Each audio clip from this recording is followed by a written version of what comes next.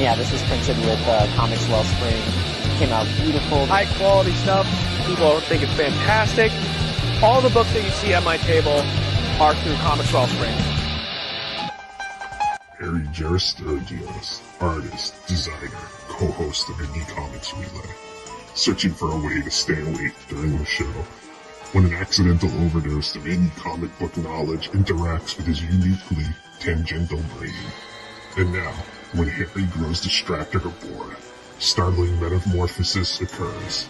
He can't help but talk about the Incredible Hulk TV show. Harry somehow brings up the Incredible Hulk TV show almost every stream that we have. I love that show. Nowhere sometimes. For the same reason why I love Frankenstein, because, you know, Hulk didn't ask to be made. You know, this guy, you know, he was in a lab accident, you know, and I feel bad for him, you know, people are trying to kill him. Whatever. Seriously though, if you think about it, how does an adult man get beat up twice an hour every week? Really, I haven't. When's the last time you guys got beaten up?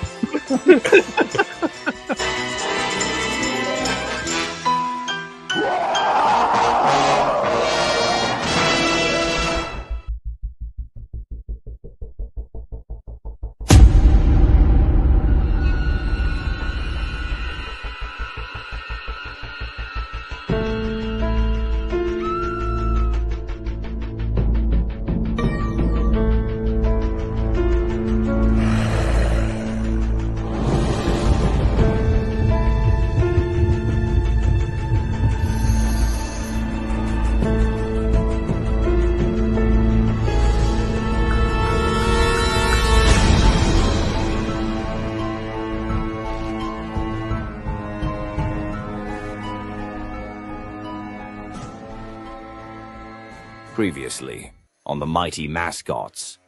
The fearless robot Boom found himself in dire straits after a bullet struck him during a fierce battle with Lana Lennon in issue 6. The impact compromised his targeting system, throwing his precision and control into disarray. Suddenly, a new threat emerged. With no time to waste, Boom makes the decision to have the bullet removed and take his chances with the glitch in his personality matrix. Boom's transformation has set the stage for an epic new chapter, and the story continues in Mighty Mascots issue 10. Issue 10 is a triple-sized anniversary extravaganza, featuring all new content by the same great creative team you know and love. Dive into a thrilling news story and enjoy 2 exciting backup tales by DC Miller and the Ogle brothers. Choose from 2 stunning alternate covers that capture the essence of this landmark issue, with artwork by Gazbot and Angry Dad Comics. Plus, we've got incredible new perks, including exclusive 3D printed Breakfast Brawler figures. There are 8 figures available in 4 sets.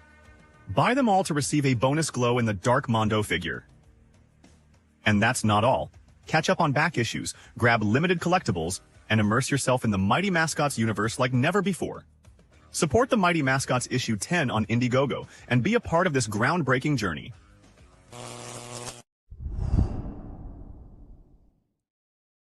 Hey, everyone. Welcome to another episode of Indie Comics Relay. I'm your host, Keith Gleason, creator of the Mighty Mascots and promoter for the Plastic City Comic-Con. With me is always Johnny C., creator of Sartana, Surrounded by Death and the Pond. For who, Johnny? My cousin Roger Morocco. Absolutely. And our third co-host, Harry G., graphic artist extraordinaire. What's Hey, up, everybody. fellas? Not too much. So, got to keep the intro brief tonight because we have a guest that's on a timetable. But I am excited to tonight. It's going to be we're going to talk comics, but we're going to talk wrestling too. You know, Me too. I'm so happy I stayed up late for this. Absolutely, dude. So our guest is a wrestler himself. He's got a comic book. And how often have I said, Johnny, on this show that wrestling and comics, like peanut butter and chocolate, right? Go together. Go hand in hand. And usually when we like sway into wrestling, I feel bad because like it's like we're supposed to be talking comics, but tonight it's no holds barred. Literally. Literally no holds barred. Well, We're just gonna talk comics unabashedly, unashamedly. We're getting into this.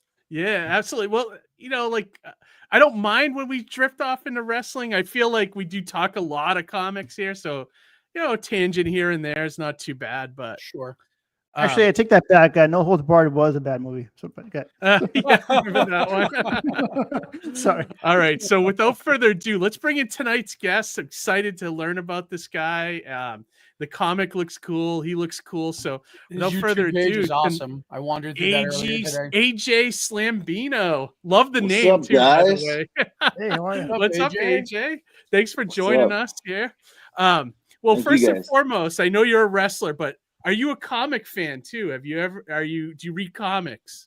So, I did as a kid for sure. Me and my brother used to collect comics because it was a cool thing to do back in like the 80s and 90s. I will say not so much now.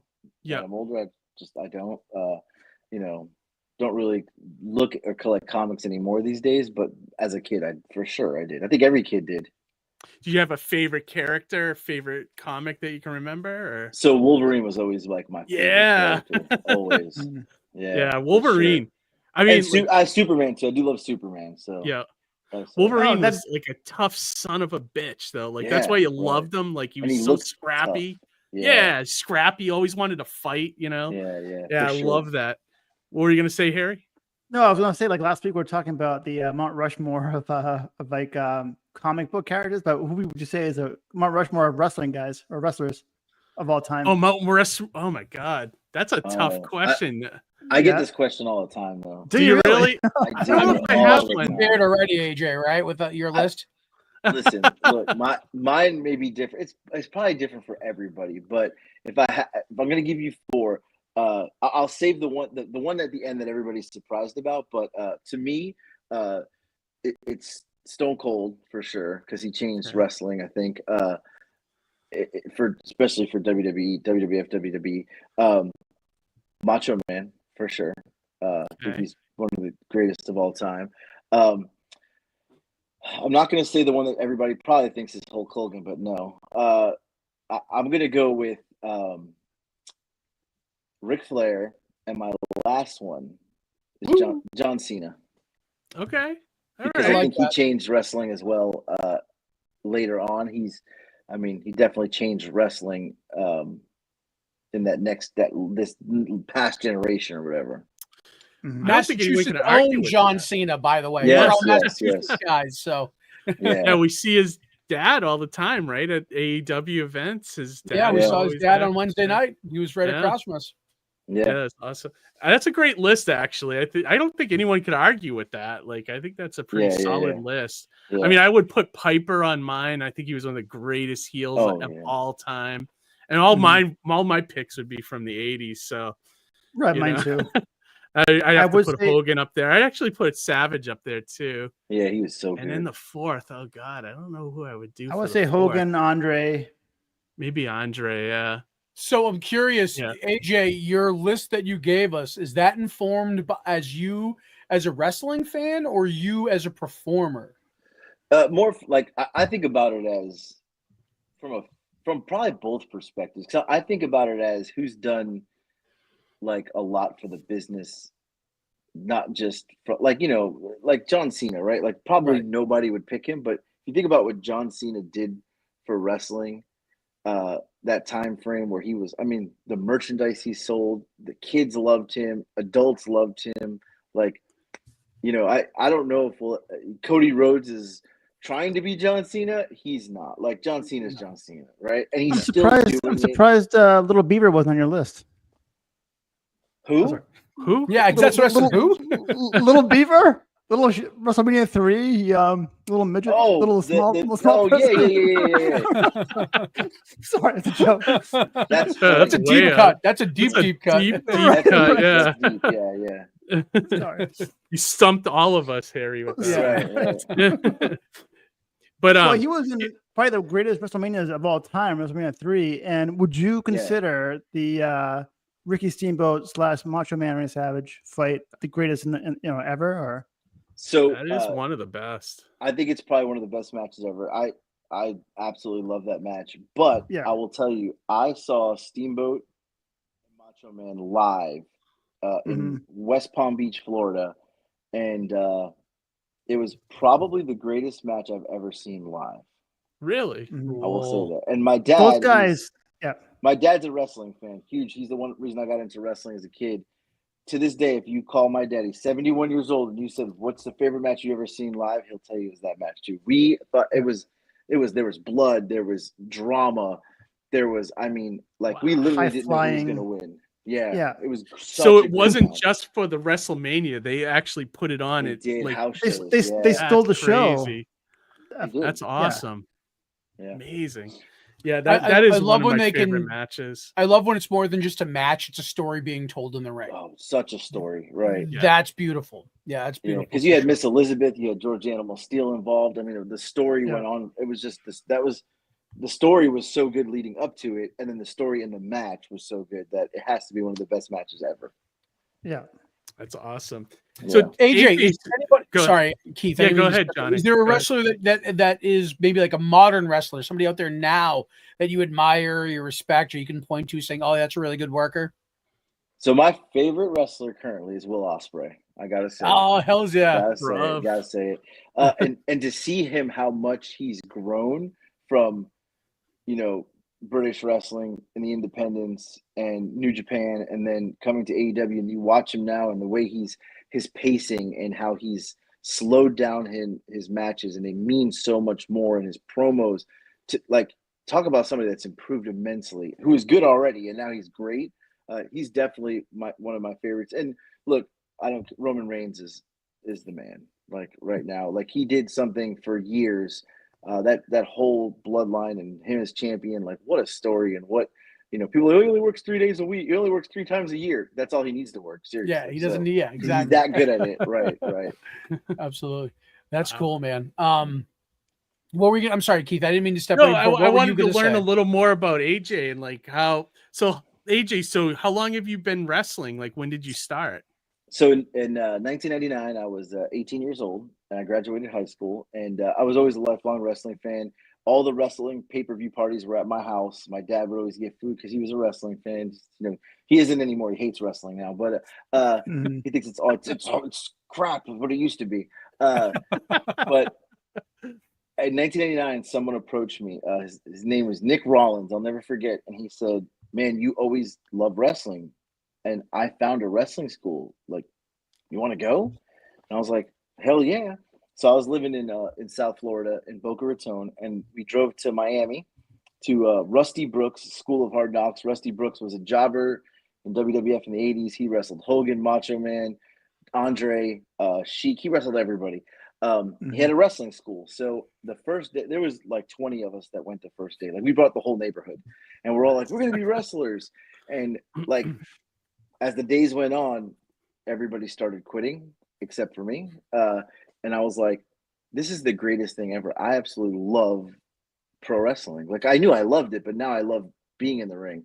And everybody quit except for my brother. He stuck it out for a little bit longer than everyone. And then he got hurt and he quit. But I stuck it out because I thought it was good. It came easy to me. It was natural to me. I just felt like I belonged in the ring. So, yeah. And then, I wrestled till in 2020 because of COVID. I only wrestled once, and then 2021 I wrestled one more time, and I was like, I'm done. I took just too much time off, and then I don't know, a couple months ago I got into I lost 60 pounds, and I was like, I'm only 43. I think I could do this. So I think I made like a Facebook post that I want to wrestle again. And Steve Carino, you guys know who Steve Carino is? Name rings a bell. Yeah, the name ECW. Steve Carino, come on. Oh, okay. I better hope he doesn't watch this because he's going to be. We actually no. I think we saw him. He was a guest at one of the Lucky Pros. I think Keith. Was he really? Oh Yeah, yeah, maybe he was. Yeah. He works for WWE now. He works for NXT. He's a coach. So him and his son, Colby Carino is his son, who's in NWA, and they had saw my post, and I worked for Steve for years, and he was like, "Hey, you want to get? We're running a show. We have a show. We want you to work." So I went and did the show in North Carolina. I absolutely hated my match. This was like 3 months ago. I thought it was awful. I didn't know like what I could do anymore. Like I didn't know what my style was anymore. I didn't know. First time back in a couple of years, and I just felt off. But then I took another booking in South Carolina, and I had so much fun. And then I just did one last weekend too in South Carolina. So I'm back back in the business. So nice. That's you awesome. never leave Man. though. So you know. Yeah. The mafia. It's funny that you said that though about going through the school and training. I was actually having a conversation with a fellow indie comic creator, and we were actually reminiscing on being together after conventions and meeting up and doing networking, and we were looking back at past photos going, this person isn't doing it anymore, this person isn't doing it anymore, and it's almost like that's our trial by fire, right? How long can you last in indie comics before it breaks you? Well, it's a love. You need the it's you the need love that for it. fire. You gotta have the passion. That passion. If that passion's not there, you're gonna quit. Of course, like it's just not. You know what I mean? But also, if you have that passion, like you did, AG, where you leave for a couple of years, you can't fully leave. It grabs you and pulls you right back in. You know, it's the mafia. It's like the mafia. Yeah, absolutely, like the mafia. It ain't happening. Any major injuries over the years, or? No, it's funny. So I never got hurt my whole career, and that's good. It's good until now. My first match back. Oh, sorry. I don't know what happened.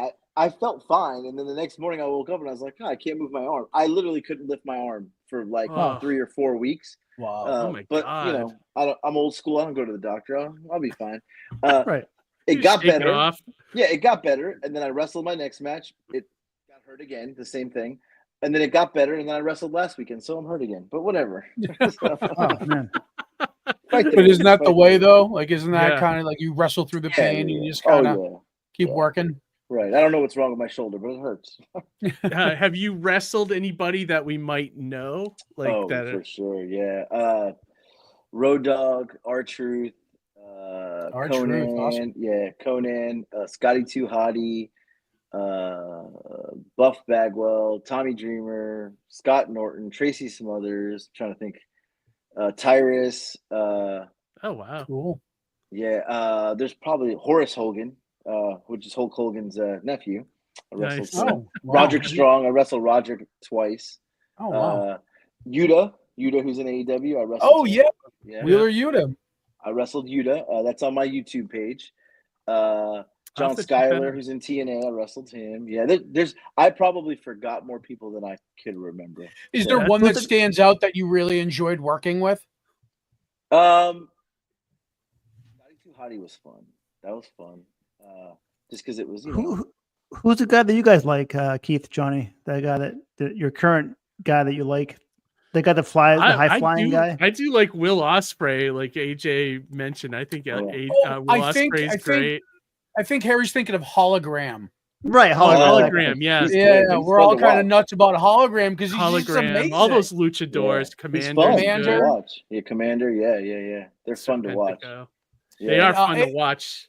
AJ, who's your favorite to work with? I didn't quite hear you. I apologize. I mean, I like working with everybody. Scotty Too Hottie was fun. Roderick Strong was always fun because that was back in the independent days. I wrestled MVP multiple times. Cool. Because we rode together a lot for 2 years. I spent a lot of time with him. So, yeah, I mean, there's just like Byron. I wrestled Byron Saxton when he was a wrestler before he was a commentator. Yeah, I don't know. I mean, I don't like my favorite. I don't really have favorite matches. Like the one in TNA was cool because I wrestled R-Truth, Conan, and Road Dogg in TNA, which was super cool in 2003. But I really don't have a favorite match. I have a favorite time in wrestling, and that was like 2016 to 19, kind of maybe 18, because I did a TV show called Ring Warriors, which was on television. It was on WGN America for 1 year. That was probably my favorite time of when I've wrestled. Did you ever have any offers to go to like WWE or AEW or any of the wrestling? So AEW wasn't really around until recently, but like back in like when I was younger, man, I didn't even think about like making it because I thought I was traveling the United States at 18, 19, 20 years old. It was the greatest thing ever. I was living like a rock star. So, to me, I was like, this is just as good. And then I had kids and I kind of like knew that it wasn't going to be a full-time thing because I had to get a job and a career and, take care of my kids and stuff. So, I never really just doing independence. I was good with that. Okay. I kind of felt the same way. I like the way I'm going across the country, traveling to Comic Cons and exhibiting. Right. I often tell people I feel like a fake rock star just kind of going around. You know what I mean? Hotel rooms, like hotel parties, things like that, you know? Yeah, it's cool. Here's a two-part question for everyone, if you want to. So, what was your intro to wrestling, and have you met any of your heroes growing up, like from wrestling? It's a good question. The second part. That's a good question. Yeah. Because I've met my heroes, and I was like, oh, thank God I met them now, and not when I was, 6 years old, because I probably would have hated them. When you see the real people behind it, you're like, geez, okay, not who I thought. So, that part. That's a good question, because there's definitely some guys I was like, wow, like. Thank God as a kid I didn't know who they really were, because I probably would have hated wrestling and hated them. So, like for me, like when I was in the first grade or something, my friend Frank wore this black satin wrestling jacket, WWF satin jacket with a big patch in the back with like under the. I have it. The links. I have the jacket still. You have that jacket? It's like under the giant. Blue. Yes, I still have it. So it's Andre Hogan, Iron Sheik, and who else? A Piper. Dog on it? Or Piper. Yeah. I'm like, nice. what is that jacket? He's like, oh, it's like I don't know if you heard of it. It's like it's wrestling. It's like people fight, like bad guys and good, like really, like where is it? It's like Saturday morning, like watch it, like put it on TV at like 9 o'clock, whatever time it was, and it's on. I'm like, and I waited till Saturday. Turned it on, I'm like, holy shit! Like, there's like a giant here. There's like this guy, and it's like superheroes, like live action superheroes, like holy shit! And that's like that was my first intro to like wrestling, and I watched it until from 5. Oh no, not 5. Like I was like 7 or 8 till I would say I don't know, like 90s, like maybe 93, 94. I stopped because it got kind of like I graduated high school at that point. And I'm like, nah. It got kind of old. It became, adults wrestling in their underwear. You missed the best time in wrestling then, because the best time was in the late 90s. Well, no, but then like I did the Attitude Era. Well, no, then I poked back in, every now and then to see what was going on. So I saw The Rock and Stone Cold and all those guys too.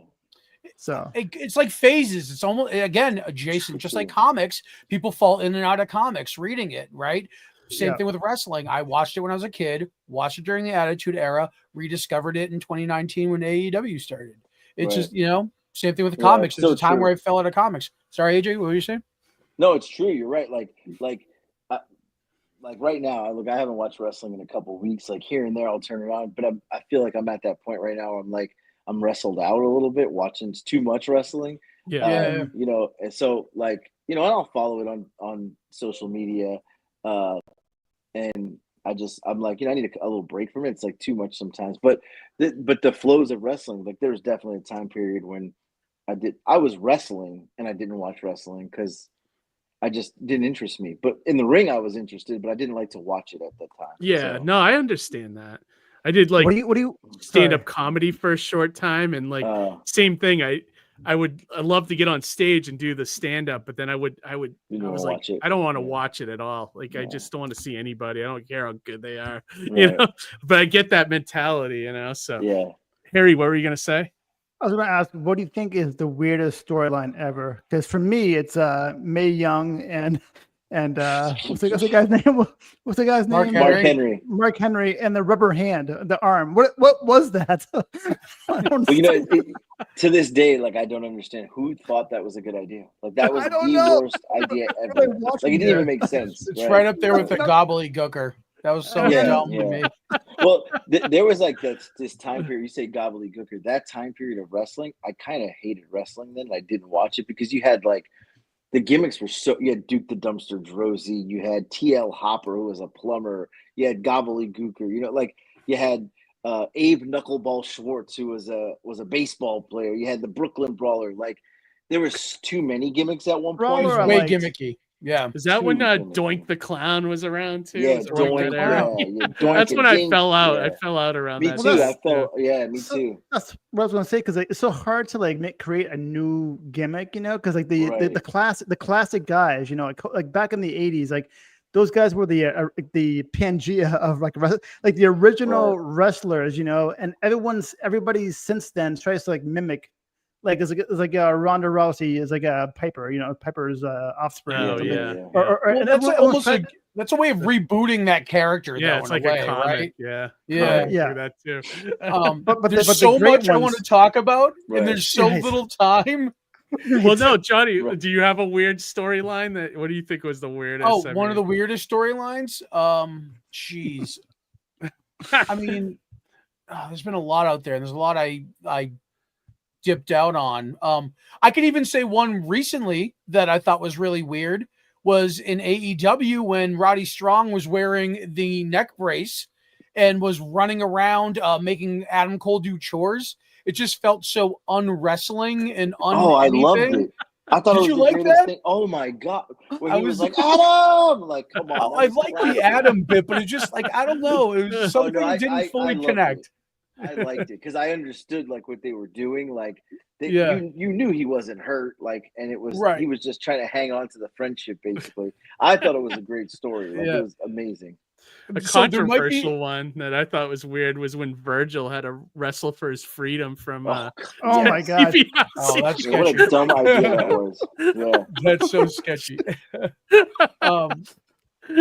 I was just gonna say, AJ, I did go through a lot of your YouTube as well, and I mean, you checked off all the boxes, and I watched a little bit of some of your matches. I saw you hit some dude with a baguette, like props on that. Yeah, That was dope. for sure. And I love I'm gonna how have to- food forward your YouTube is, and you're so like I'm kind of fascinated with food from other areas and other Right, parts of right. the U.S. and even overseas when I go to Italy. So like to see you like kind of embrace the UK and UK foods and stuff. I love to see those reviews on your page, man. I just wanted to shout that out real quick. Oh, I appreciate it. Yeah, I mean, that's literally like I got into social media in end of 2019 and then into COVID, obviously. Had nothing else to do.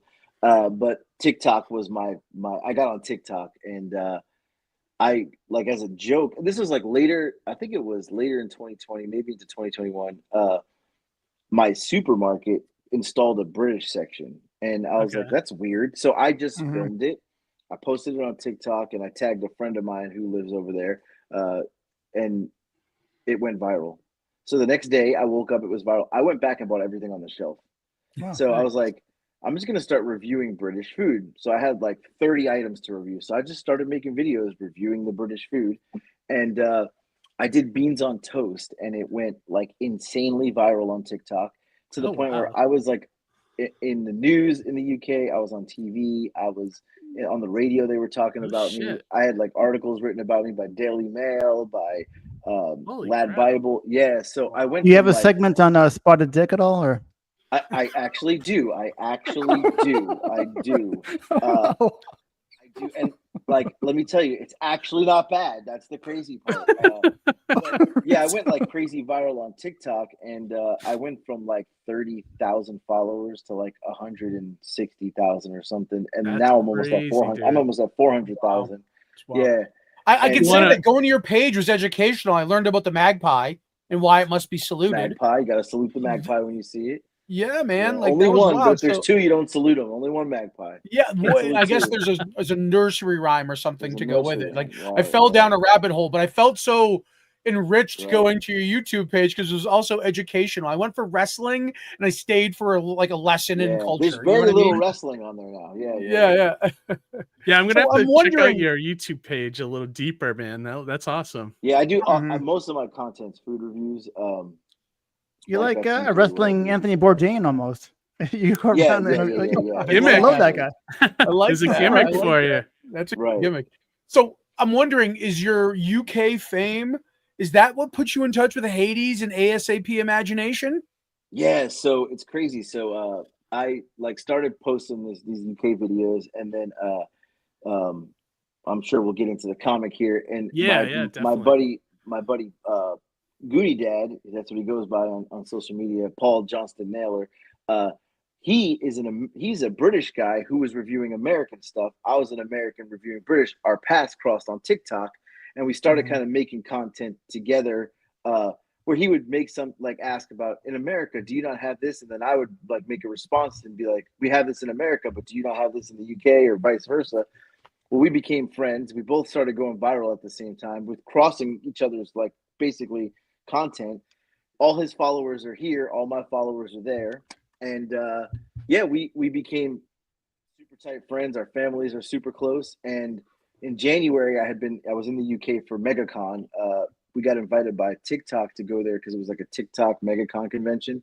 I literally flew to the UK for the weekend to go do this convention, and Hades he knew Goonie Dad, and they start talking.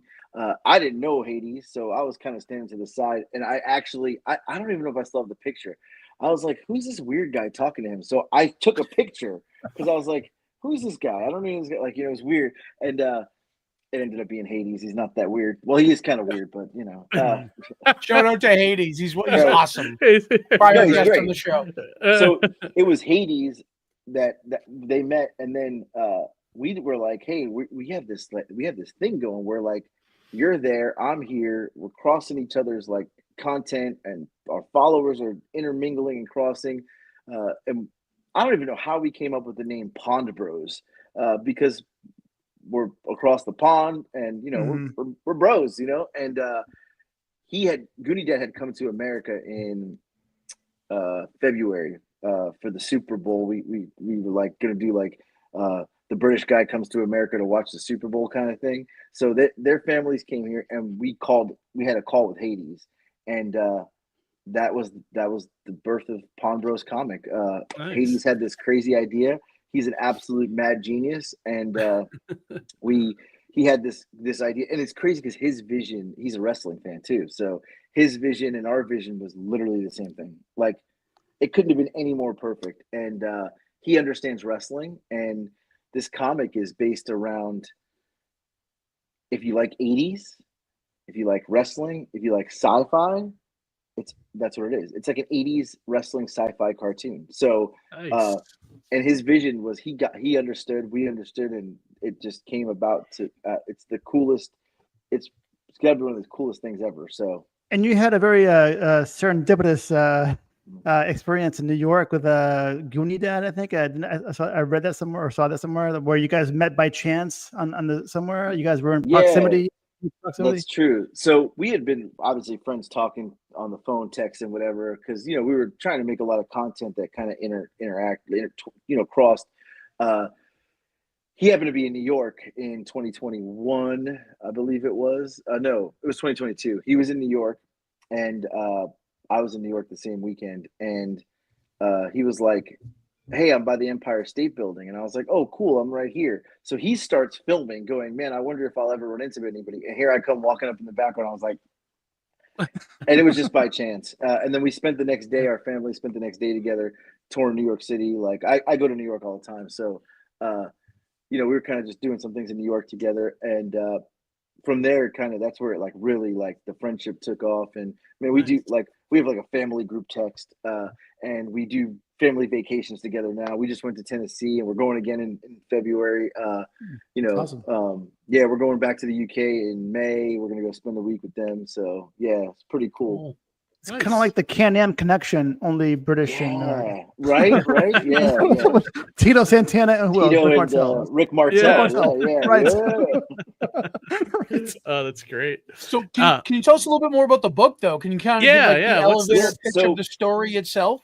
Yeah. So again, like I said, it's 80s cartoon. There's wrestling and there's sci-fi. So basically, you got two guys from across the pond. One is a pro wrestler, me, and then one is Goonie Dad, who is a movie buff, which he really is, and he's the general manager of a movie theater, which he really is. And we are we don't know each other in the book to start. We're on opposite sides of the pond, and there's a group of aliens. They're called the Nefarians, and they want to take over the planet. And we are put together without knowing each other to form the Pond Bros, and we have to form a tag team and wrestle the Nefarians through this tournament to save the planet. Awesome. So the opponents are all aliens, and they're all from other planets, and then you got us from we're from Earth. Planet Earth, and we have to save the whole galaxy, the intergalactic Wrestling Federation. Thank you for your service. Yeah. Yeah. I feel On like Veterans it's Day. Mortal Kombat meets Enter the Dragon, Yeah. meets Buckaroo Space Jam. Banzai. Space Jam. Yeah, Space Jam. Yeah, The Running Space Man. Jam. The Running Man almost. Yeah, a little bit. yeah. And Thor you'll see Ragnar- right. Thor You'll Ragnarok. see like some of the teams we face may be a little bit familiar to you because we used it's who our favorite teams were. So you may see some little nod to maybe the Road Warriors or Demolition or something like that. Nice. Yeah. So it's pretty cool, and the Hades, like I said, mad genius. His stories, the writing he does is it's incredible. So the story is just fantastic. I like, I definitely looked over the Kickstarter page, and I do like the artwork here. I And love the concept too. Oh, sorry. When Yeah. you guys high five or tie each other in. You guys get your powers. Yeah. You got the Yeah, belt, the that's Pawn great. Bros belt. Yeah. Yeah, I love that. Yeah, it's cool. So the It's a Kickstarter page, great you image. got- yeah, it is. If you could get a couple little previews there.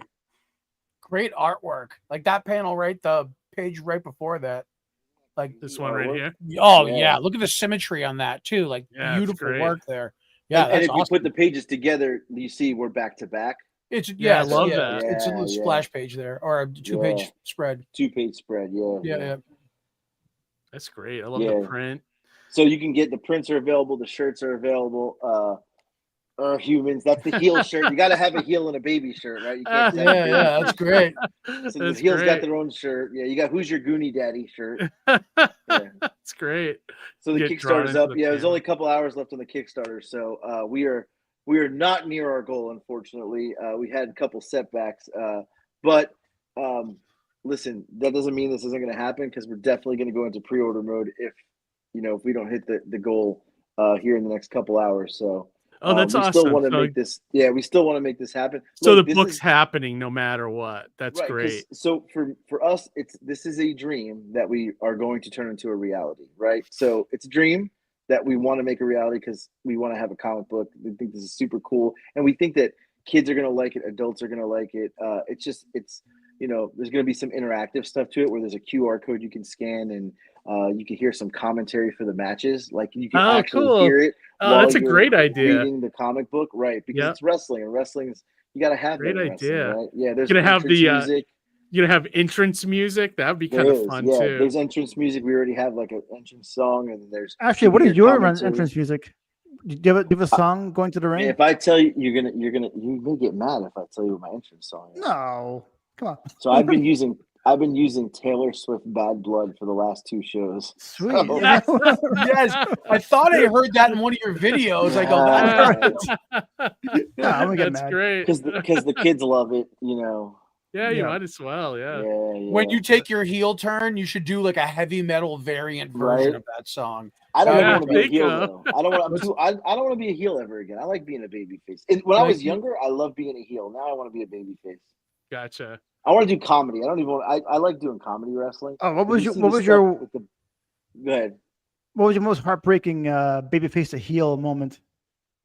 Oh, Hulk Hogan turning NWO. Hogan? Oh yeah, I guess Oh so. yeah, that's right. For me, it was Never- it's kind of like Mr. Wonderful when he turned on Hogan. Oh, Actually, yeah, Hogan. Yeah, back yeah, then. I remember that. Yeah, yeah, me too. I'm like, no. Hogan turning NWO was something I never thought you'd see. Ever. No, Yeah. yeah, definitely. Did not expect Never in a that. million years thought Hogan would Yeah. go. I bad. remember watching that, and everybody in the house was standing up like, "What just Yeah. happened? What just Yeah, right. happened?" Like, yeah, Yeah, that's true. I didn't even think about that. yeah. Yeah, no, I think this project looks awesome, and I mean, I'm a fan of the '80s. I know Hades is because I've talked to him about old cartoons.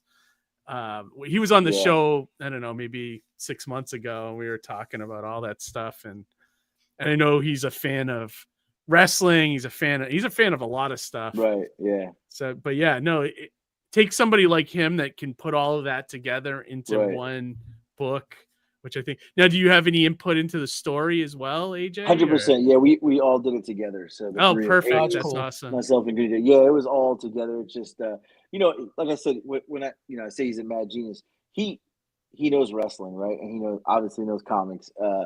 But he dug into what he asked some good questions of what like, who were our favorite tag teams? What was our favorite finishing moves? What was like, so when you get all that, he was able to put together a pretty good story based on what we really like in wrestling. And like, and the other part to it is there's a lot, like, I mean, like Goody Dad is the general manager of a movie theater. He really is. I really am a wrestler, right?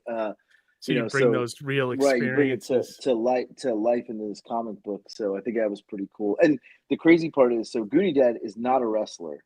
Well, he wasn't a wrestler, but since I've made my comeback to pro wrestling and we're doing this comic book, and wrestling, being a wrestler was always his dream. He went to wrestling school. He's in his 12th week of wrestling school. Wow. Really? Yeah. So he's in week 12. I think it's week 12 or 13 of wrestling school, so that we can actually step into the ring as a tag team together. No shit. That's awesome. Is he roughly, how old is he? Yeah, right. 46. He's 46. 46. Oh, so okay. 3 years difference. Yeah, he's about to be 46. I'm 43, so yeah. Yeah. So. That's so cool. You could literally bring your characters to life. Yeah, exactly. Right? That's so awesome. He found a wrestling school outside of London called New Force Wrestling. He's been training there. And then me, I just do, my local stuff. I have a company, Pro Wrestling Turbo, that's like my home company. That's like, I'll wrestle for them 10 times next year. So do you guys have your outfits made out? Like, we don't yet. No, we don't yet. We did talk about it this week though, so we're starting to put that together now. Since he's would it be like similar to the characters here, or probably not like like it's gonna be kinda, but not, because I think I couldn't wear that like on my shoulders to wrestle. That wouldn't work for me. Yeah. So. Well, you could have it as entrance gear though, right? Sure, we could do that. Right. But I also if don't he, want to be pigeonholed to like be the wrestler in the comic.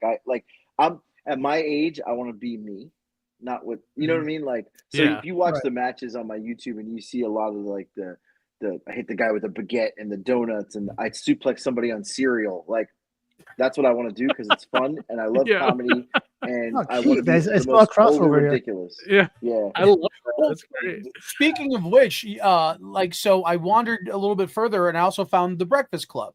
Yes. Now, for a wrestling fan, it's a take on the Bullet Club. It is, yeah.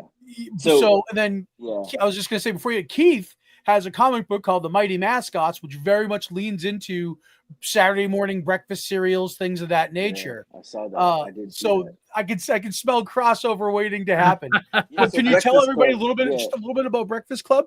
So Breakfast Club was my gimmick. So years ago when Bullet Club came out, there was a group of guys. That we have like a group chat, and we're all involved in wrestling one way or another. We were at the time, and we were like, "Man, this is so stupid, Bullet Club. How dumb! We should start our own club." And one of the guys goes, "Man, we all like food. We should just be the Breakfast Club." Well, the next day we had shirts made, merchandise made, and we all started wrestling on shows as the Breakfast Club. And we were making weekly vlogs of like when I traveled to wrestle, I would film a lot of stuff, and like. We were putting them out, and all the matches, like there was donuts involved, but then it went away because everybody quit, and I stopped a little bit. So now that I want to come back, the company that I work for, Turbo Pro Wrestling in Greenville, South Carolina, they were like, "Are you going to do the Breakfast Club thing?" This was 2 months ago, and I was like, "I mean, you think people are going to remember?" And they're like, "Yeah, do it because you were like really hot here." So first show I come out, and the place is going nuts, and I was like, "Oh, okay, they remembered." So I used donuts in that match, cereal, a baguette. And then I just wrestled last weekend again there, and we did something with the donuts, but we teased the donuts, and they got kicked into the crowd, and the place got mad because they ruined the donuts. But then at intermission, I came out with a box of donuts, and all the kids were happy. So, but yeah, so the Breakfast Club was just something that came off the Bullet Club, and but I legit like food, obviously, as you can see. So it's funny because when I created the comic, it was from a T-shirt that said Breakfast Club on it, and it was weird. But it was all the cereal mascots like Tony the Tiger. I seen that, yeah, and all those guys hanging out, and it just said Breakfast Club, and I was like, there's something to that concept, and I milled it around for a while, and then I eventually came up with Mighty Mascots. Yeah, we just stole Bullet Club's logo and changed it to Breakfast a donut and bacon. Works. And, yeah. I It love works. it. Well, I was going to ask, can I get a Breakfast Club shirt? Where can I go to get one? So I will tell you. So it's crazy because we stopped selling the merchandise, but Oh, really? Okay. we literally have a ton of merchandise left. It's in Florida, and if I can get to Florida to get it, I'm gonna start selling it again. Yeah, you because should. there is a lot left. A lot. I got shirts. You should hoodies, just tank leave it tops, up, hats. AJ. You know, you never know Well, the who's problem looking was for we stuff were like doing that. our own shipping, and the guy that has the stuff, he just doesn't have the time to do the shipping right now. He's like, I just can't. Like, the orders were coming in, so we I must have see. sold Okay. 300-400 shirts at one point, and he's like, I just wow. can't keep up with the shipping of it. Like, so if I can go get the stuff in Florida, I will start selling it again. Maybe you could partner, like, because on Pro especially wrestling on tees. Kickstarters, they have those fulfillment services. Maybe there's a thing Yeah. there you can work out with somebody, you know. I Ship think your there merch. is some type of program with Pro Wrestling Tees, though. Couldn't you line up with them? So they For- won't do it because of the logo, because they own the bull. They have like a stake in the okay. Bullet Club. They won't do Oh, it. Yeah. yeah. Yeah. Gotcha. So if I can get the stuff, which I'll get it, I will get the stuff for 2025, and I'll put it back up for sale. Sweet. Let me know. I want a shirt. Yeah, for sure. yeah. I wear mine all the time. So That's It's great. dope. Yeah. Is Slambino your real last name? so that actually Okay, came okay. about in 2016. I got a call to be a part of this group called the Slambinos. Oh, okay. So they were going to start. There was a TV show, Ring Warriors, on WGN. They were going to start this. So I get in all this good shape to start, and they were going to put us in a tag team. The original team was myself, a guy named Francisco Ciazzo, and then our manager was Big Vito, who was in WWE, WCW. That iteration of it lasted a little bit, and then we got this TV deal, and they put Disco Inferno as our manager. Do you guys know who Disco Inferno is? Oh yeah, I've Yes. heard it. So he was our manager for the whole season of Ring Warriors, the 1 year, as the Slambinos. And a guy named Howard Brody gave me the name, and Howard passed away recently. And I kept the name AJ Slambino because I was like, it's a cool name. Like, shit, Yeah, that's a It cool name. is. Yeah, Right. I And, like it. And it's crazy because Howard passed away, and then my tag partner was Francisco Ciazzo. He passed away last year, Oh so my I was gosh. like, I got to keep this name going, the Slambino name, and Yep. yeah. So I've just been rocking the Slambino name. It looks like you're an Italian American as well. I can tell I from am, yeah. well, your old man talking about being a blue collar guy delivering pizzas. Yeah. And I think you filmed a video of him, and just like same thing. My father, old school blue collar, who's a pest control technician for 40 years, and just listening to him talk reminded me of my dad. Yeah. You know what I mean? My I was like, oh, family's this from guy's Sicily, old school Italian. Yeah, old school Italian from New York. My grandparents were from Sicily. Yep. Yeah. What was Lou Italian here, Albano's too. name real? Captain Lou Albano? Was that real name? Or is that What's like a that? gimmick? I don't remember what Lou Albano's. I don't know if that was his real name. I don't think Lou it was. Albano? Was it? No, I don't think know. it was. I don't think it was either. I'm just questioning I like every to last know name. him as Captain Lou. I don't want to know his real name. Yeah. Right. Right. Yeah, let's Takes keep away Kayfabe the. alive. Yeah. Right. I love that. Yeah. No. But yeah, I put the link up for your Kickstarter in the chat. So if you guys love wrestling and comics, check out the Pond Brothers. I love this story, like just your whole it's cool. background, and Yeah. so any chance we might see you wrestling up in our neck of the woods, up in Massachusetts, or? Yeah, so I think once Goonie Dad is able to start doing matches, I think we're gonna try to hit some spots. We would like to do the Northeast, somewhere in New York, New Jersey, maybe Massachusetts, Connecticut, somewhere up there. I've never wrestled in Massachusetts, actually. I've wrestled Connecticut, New Jersey, New York, but yeah, it'd be pretty cool to do something up there. And then of course, I would love it. Down in the South, down here in South Carolina, that promotion, I'm gonna start helping them next year and kind of doing a lot of behind the scenes stuff with them. So, I got the inside to the booking. So Nice. And I was gonna say if Goonie Dad drops out from wrestling if he has too much or he gets injured after a couple, can he position himself into being your Jimmy Hart type manager, or so that the Pond Brothers can stay together? Yeah, we even talked about well, you got to think of this. This is his first, even though he's 46, he's in great shape. His bump card, as they call it, is at 0. Mine is, if anybody's going to quit, it's going to be me before him. Yeah. He's only taken a couple bumps. I've taken a million bumps. So, But yeah, no, we even talked about before he's even ready to get in the ring. If we get bookings, that he could just manage me right now. So Yeah, absolutely. That's cool. I don't know why, I'm but gonna it's say got hype man. You can learn his a mic weird skills. Galaxy Quest. Oh, sorry. I'm sorry, Johnny. No, I was going to say he can learn to cut a promo in his mic skills, he can right? he can cut a promo already. Oh, he can cut a promo? Oh yeah, he can cut a promo. Yeah, Nice. Yeah, he has a really big social media following too. So like huge. Together we have almost 2 million followers together. So Wow, that's great. yeah. Sweet. Are you guys at the level where you're getting like endorsements and things like that?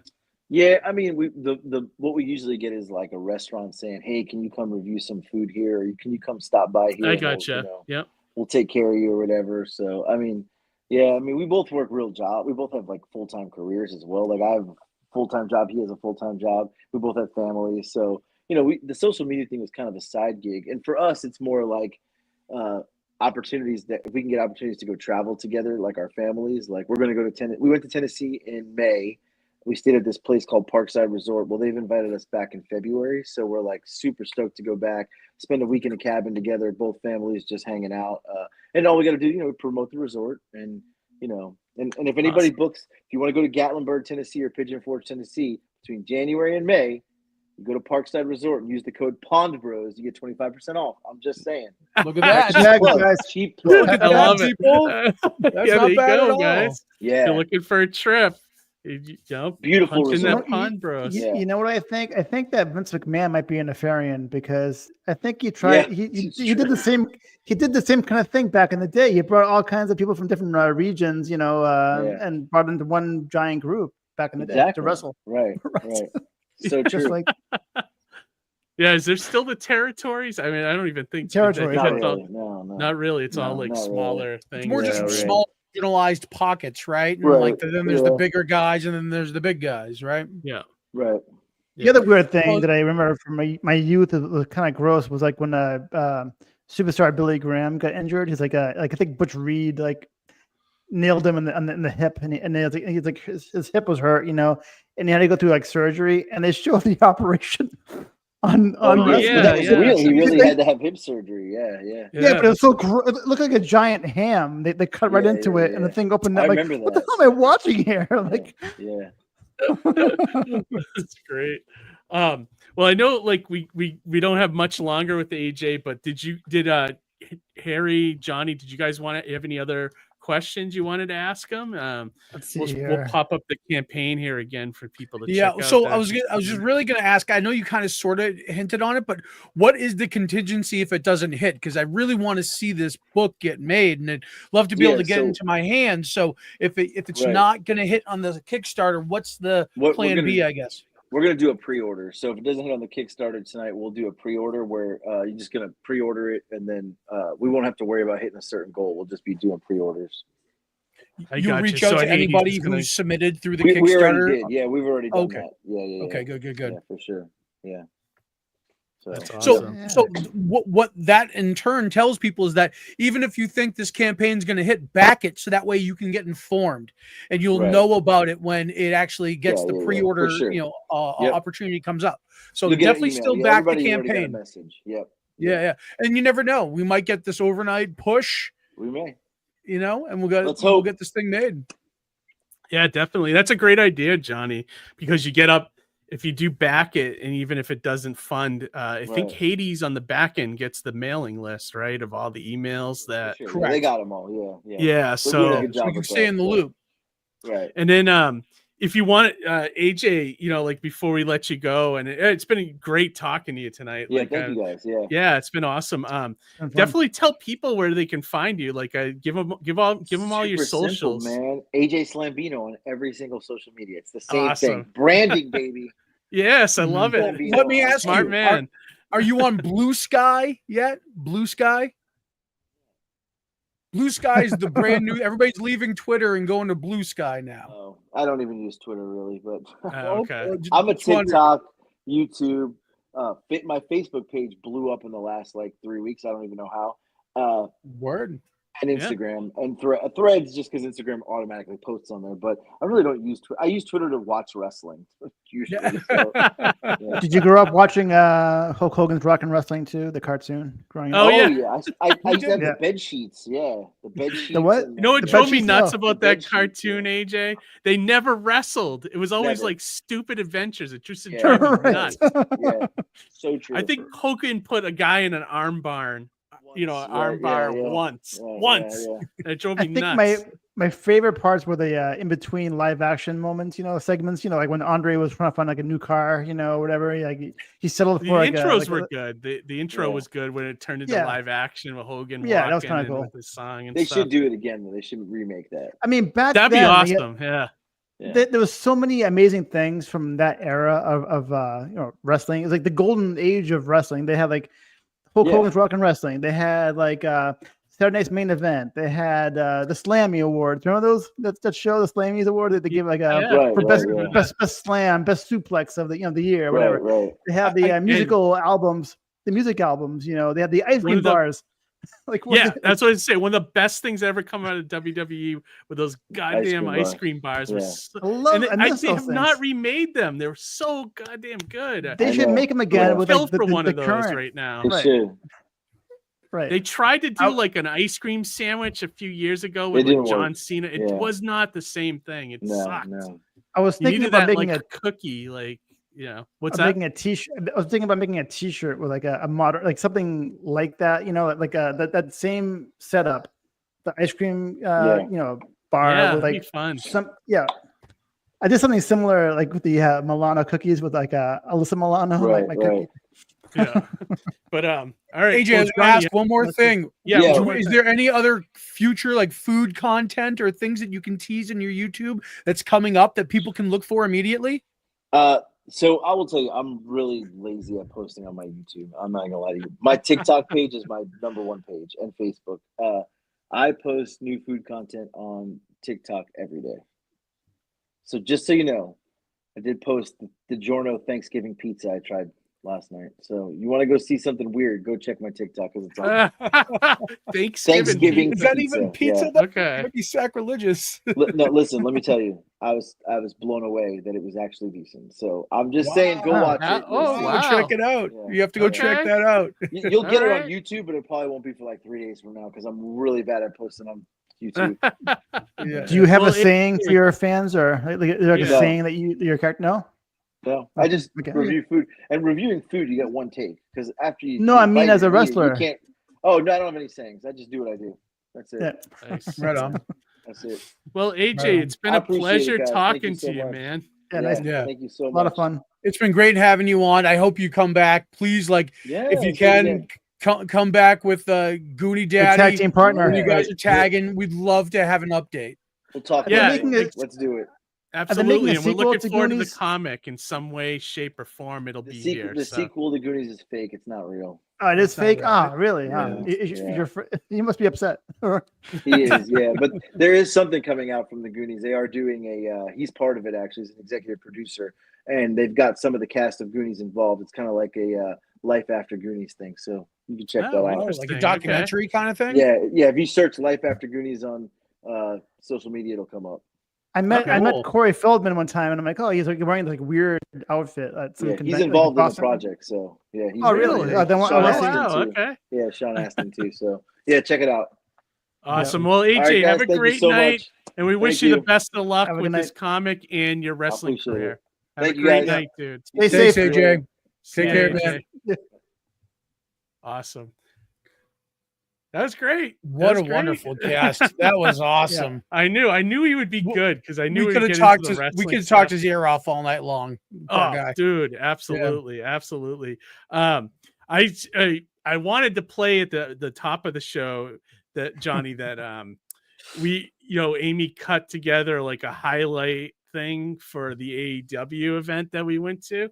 Cut a video together. I was gonna put it at the top, but it was like a minute and 25 seconds, so I didn't want to waste more time with the guests, so I didn't play it. We'll play it like in this next segment, definitely. But we we were at AEW last week, Harry. It was awesome. Oh yeah, no, I heard, I saw clips, but I didn't really get into them. But it'd be cool to see them tonight.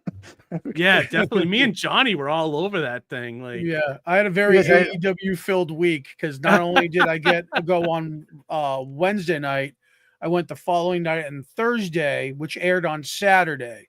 And then did you guys get FaceTime? Did you guys we get had FaceTime? lots of FaceTime. As a matter of fact, we opened up Rampage on Friday night. So Did you have better seats? You didn't seem to have better seats at the Providence one, did you? No, well, we were in the corner at the Providence show, so we weren't really on camera until the last two matches, which had a lot of activity in our corner. Okay. So when the Death Riders come in, you can clearly see us very well. When they leave, when Moxley comes in, cool. There's some activity. They brawl in the corner, and you can see us a lot. AR Fox high fives me and Roger. Oh, nice. Cool. Yeah. Because I just started that episode. I just watched the first trios match, and I had to turn it off to come down here and get it. Oh, okay. Yeah. By the end of Collision, there's a lot of FaceTime of myself that's cool. and my dad and my cousin Roger. The cool thing about that one though is that we went for the VIP event. So those tickets came with an extended experience. So we actually got these sweet hats. Here. I saw that you were able to take a picture in front of the where they come out, where the wrestlers come out of the tunnels there. So we got to take a photo in front of the tunnels holding an actual AEW World Title belt. And we were told it's the belt that Swerve won when he won the championship off of Samoa Joe. Nice. So it was cool to be able to hold an actual belt. And they gave us these collectible turnbuckles. Oh, cool. Oh, nice. That's cool. Which is pretty cool. And we got to meet FTR and the Iron Savages in a little Q&A thing, which was cool. Oh, nice. Vouchers for concession. So the 3 tickets, we had $60 worth of concession vouchers. So it bought enough drinks and food for all of us for the night. So it was really just a great experience overall. Nice. That's awesome. I had a blast, Johnny. You're right about ringside is where it's at. At those shows, it's did you wear your Mighty Mascot shirt? I did. It's all over. It's all over AEW. I'll be playing the video. I'll show you. Me and Johnny, especially on Rampage, we were how when they do those crowd shots at the beginning, they're all over me and Johnny, and we're awesome. literally looking in the camera going, yeah, and my shirt's right there. It's you guys we opened the program. It was very good. The only thing we goofed on, which we should have done, was we should have made a sign for Indie Comics Relay. With a QR code. Yeah, what you should have done was make giant foam hands with Indie Comics Relay and we should have had a giant hairy head. Is what we should have had. That's what we should have had. Fat heads or whatever.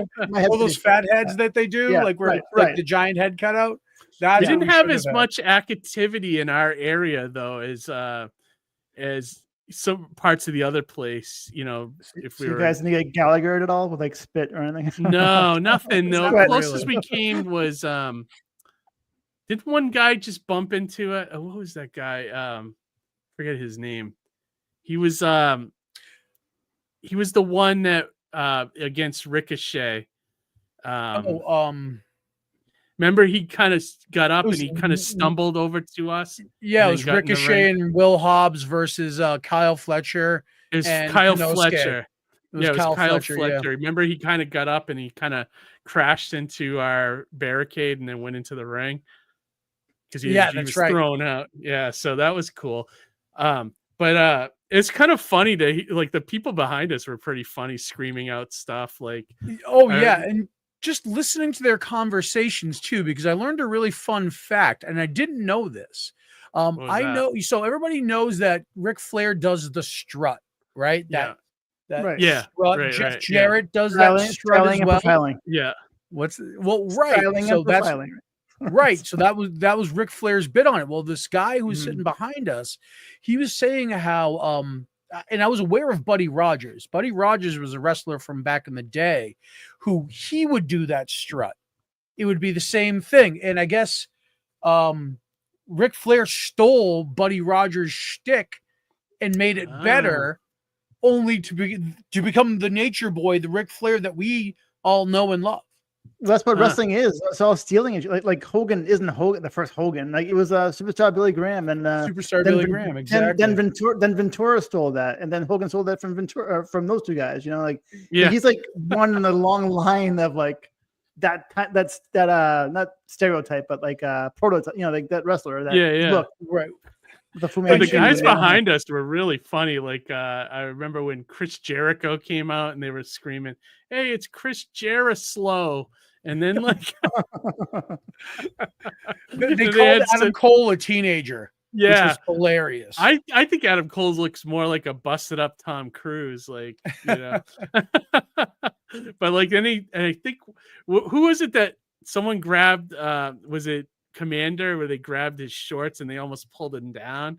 And the guy was like, "Oh, we didn't come here to see ass," you know. And they were screaming that. It's too funny. There's a lot of wrestling we watched that night, so it all kind of blended together. It does. And then me watching it 2 nights in a row was like, there's so much ROH I watched, it was ridiculous. And the other cool thing about it was that on the Saturday night, the ROH matches, half of it was New Japan talent, because New Japan actually had a pay-per-view in Lowell the next night. Oh wow! Okay. Yeah, so there was a lot of. Yeah, Brian was saying he wanted to go to that. Yeah. I wanted to. So having seen what the card was, I kind of wish I went, but it was so much. Too much wrestling all at once. Too much. Three nights in a row would have been too much.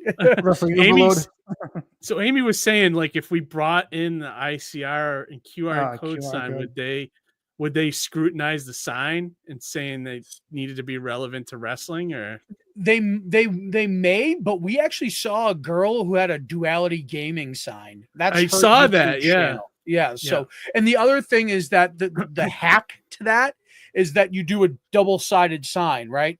So originally, Roger and I, when Roger was going to take that ticket before you stepped in, Keith, we wanted to do a double-sided sign that said, picture in picture sucks, because if you watch it live on TV, it goes into picture in picture, and it's such a crime because some of the best wrestling spots happen in picture in picture when it's smaller. You know, it's like these guys are wrestling for entertainment and for our pleasure. It shouldn't be marginalized like that. You know what I mean? Yeah.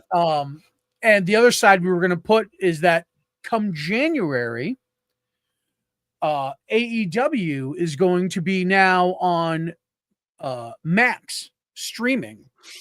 Okay. So you're going to be able to watch AEW Dynamite and Collision live streaming on Max as it airs, therefore eliminating picture in picture.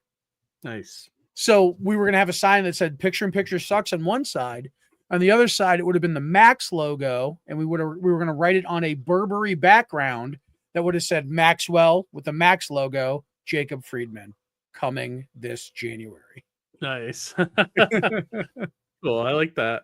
That's awesome. Have you ever done a sign at any of these events, Johnny? No. A lot of it was just like figuring out the logistics and getting it printed and having the free time. And I spend so much time doing comic stuff that it's hard to do like that. It seems like it's such a chore to make a sign, like, which I thought about doing, but I was like, signs are fun, but I also like to be there to like see the show.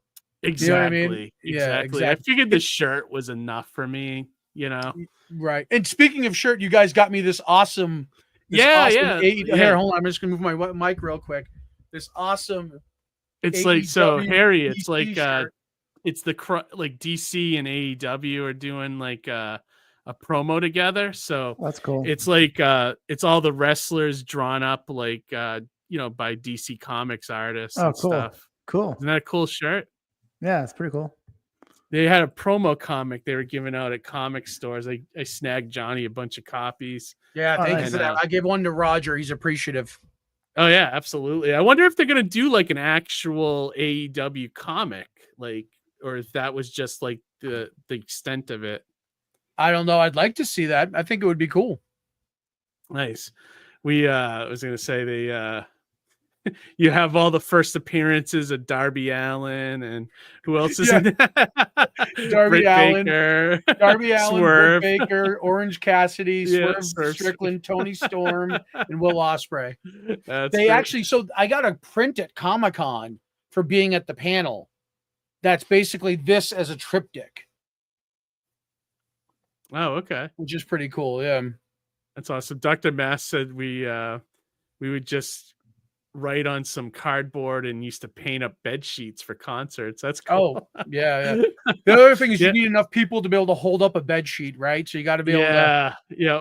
That's awesome. And you also That's don't a want to great obstruct idea, though. people either. That's the thing. You don't want to be an obstruction. Yeah. I mean, you want to flash a sign, but you also don't want to like be obnoxious about it, I guess. Yeah, absolutely. Did you guys want to see the video Amy made? Oh, yeah. Let's fire it up. So it's like it's a highlight reel of me and Johnny, basically. Yeah, that's what I but want. also, but it's also all the wrestling too that we saw that night, like either pictures or just some of the video. This I is se- stuff I that sent- we took, right? From Yeah, our I sent her cameras? everything Cool. from me and you. So the only thing she didn't do, and I'll have to dig up, is the guy. Who's the guy that was part of he was over busting on people he was on the heel. Shane Taylor Promotions. Shane Yeah, Taylor. he was I gotta dig up that video. It's pretty funny. He was Yeah. basically making fun of people from New Hampshire and stuff. It was really Did you funny. actually record that when he was saying that? Oh yeah, I have a couple of the ones he was saying. That was and that video shows why Ringside's so much fun. Yeah. You have these sidebar interactions with wrestlers. It's so Because much you don't see that stuff usually. No, you don't. It's You like, don't. Yeah. But I'll see if I can, while we're talking here, see if I could send it over to myself or something and play it for you guys. Yeah, But let's run all the right, yeah. video So here's the footage. video Amy cut together for the AEW stuff. So Johnny C's got his boots on tight. He's wearing black, ready for a fight. They're headed to Manchester, the crowd's insane. AEW's here, and they're taking the reins. The lights go down, the ring is set, the air is buzzing, there's no regret. From the first bell to the last slam, Johnny and Keith know it's gonna be down. They're gonna scream, they're gonna roar, the wrestlers know they're coming for more. Johnny and Keith, Johnny, tonight, night, and every Johnny and Keith, the matches are down. AEW's live, and I'm going down. The crowd's alive, and the stars collide in the heart of New Hampshire.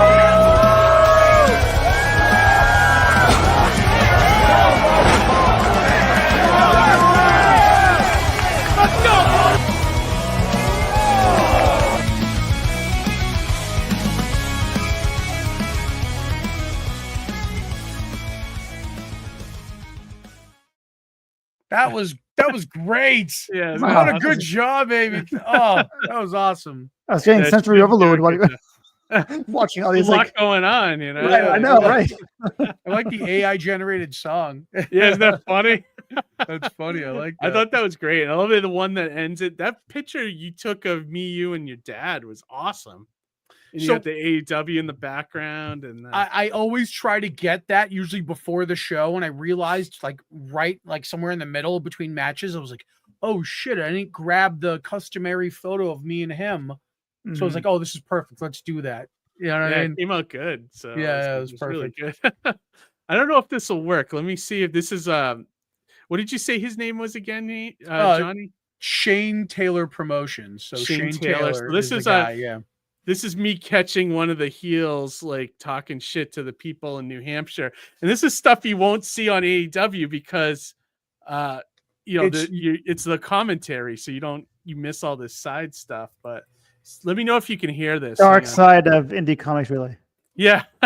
This guy was Dark side of it. funny, though. This guy was hilarious. This guy was good, yeah. Listen, live free and get crunk. That's New Hampshire, man. You realize Crump didn't come from New Hampshire, right?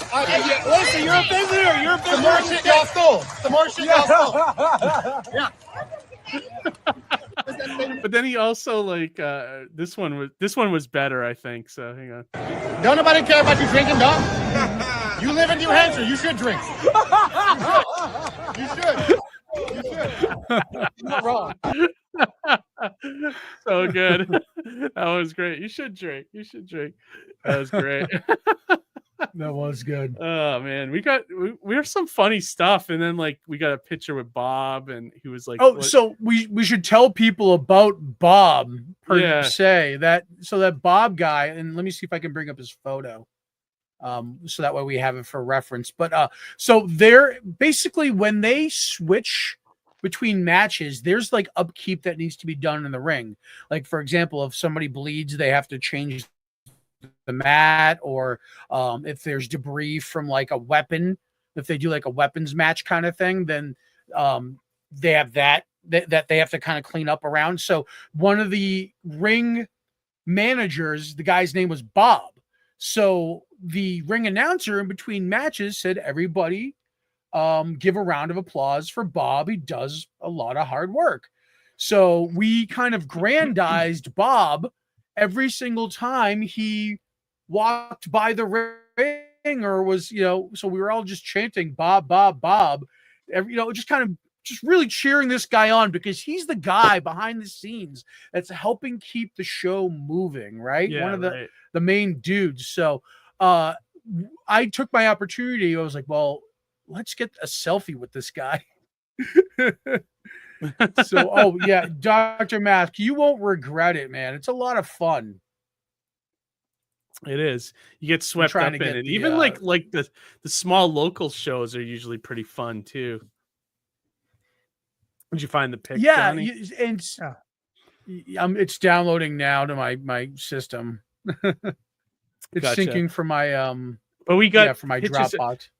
Does the referees never take pitches? I don't think, right? Like, did you ever get a picture with that girl referee? Oh, Aubrey. Yeah, no. I mean, if you catch them, I'm sure they would. But they seem to be all business. Like, yeah, they're usually kind of back and forth the whole time. So in turn, you know what I mean? It's like, it's hard to catch them. You know what I mean? Yeah. That one referee that got thrown out of the ring seemed to like really hurt himself. Like I couldn't tell if. There was one guy who caught like a knee or something. And that was Darby looked like he was hurt too when he was thrown. Guy's name is Bryce Remsburg. Is that the same one, right? Yeah, it was Darby who actually hit him. So yeah, it was him that did that. And as a matter of fact, I got the photo of Bob. So here, hang on, let me bring that up real quick. That was fun though. You got him to come over and take. I think we're the only ones that got a picture with him, right? I think so that night. That's correct. Yeah, for sure. All right, there it is. Us and Bob. So there he is, right the there. Unsung hero of that's Bob. AEW. That's the unsung. And actually, fun fact: his son actually works with them on the team, so it's a father. Yeah, and son that's right. thing. Yeah, that's awesome. So good. That was such a fun time, dude. I had such a blast. Cool. And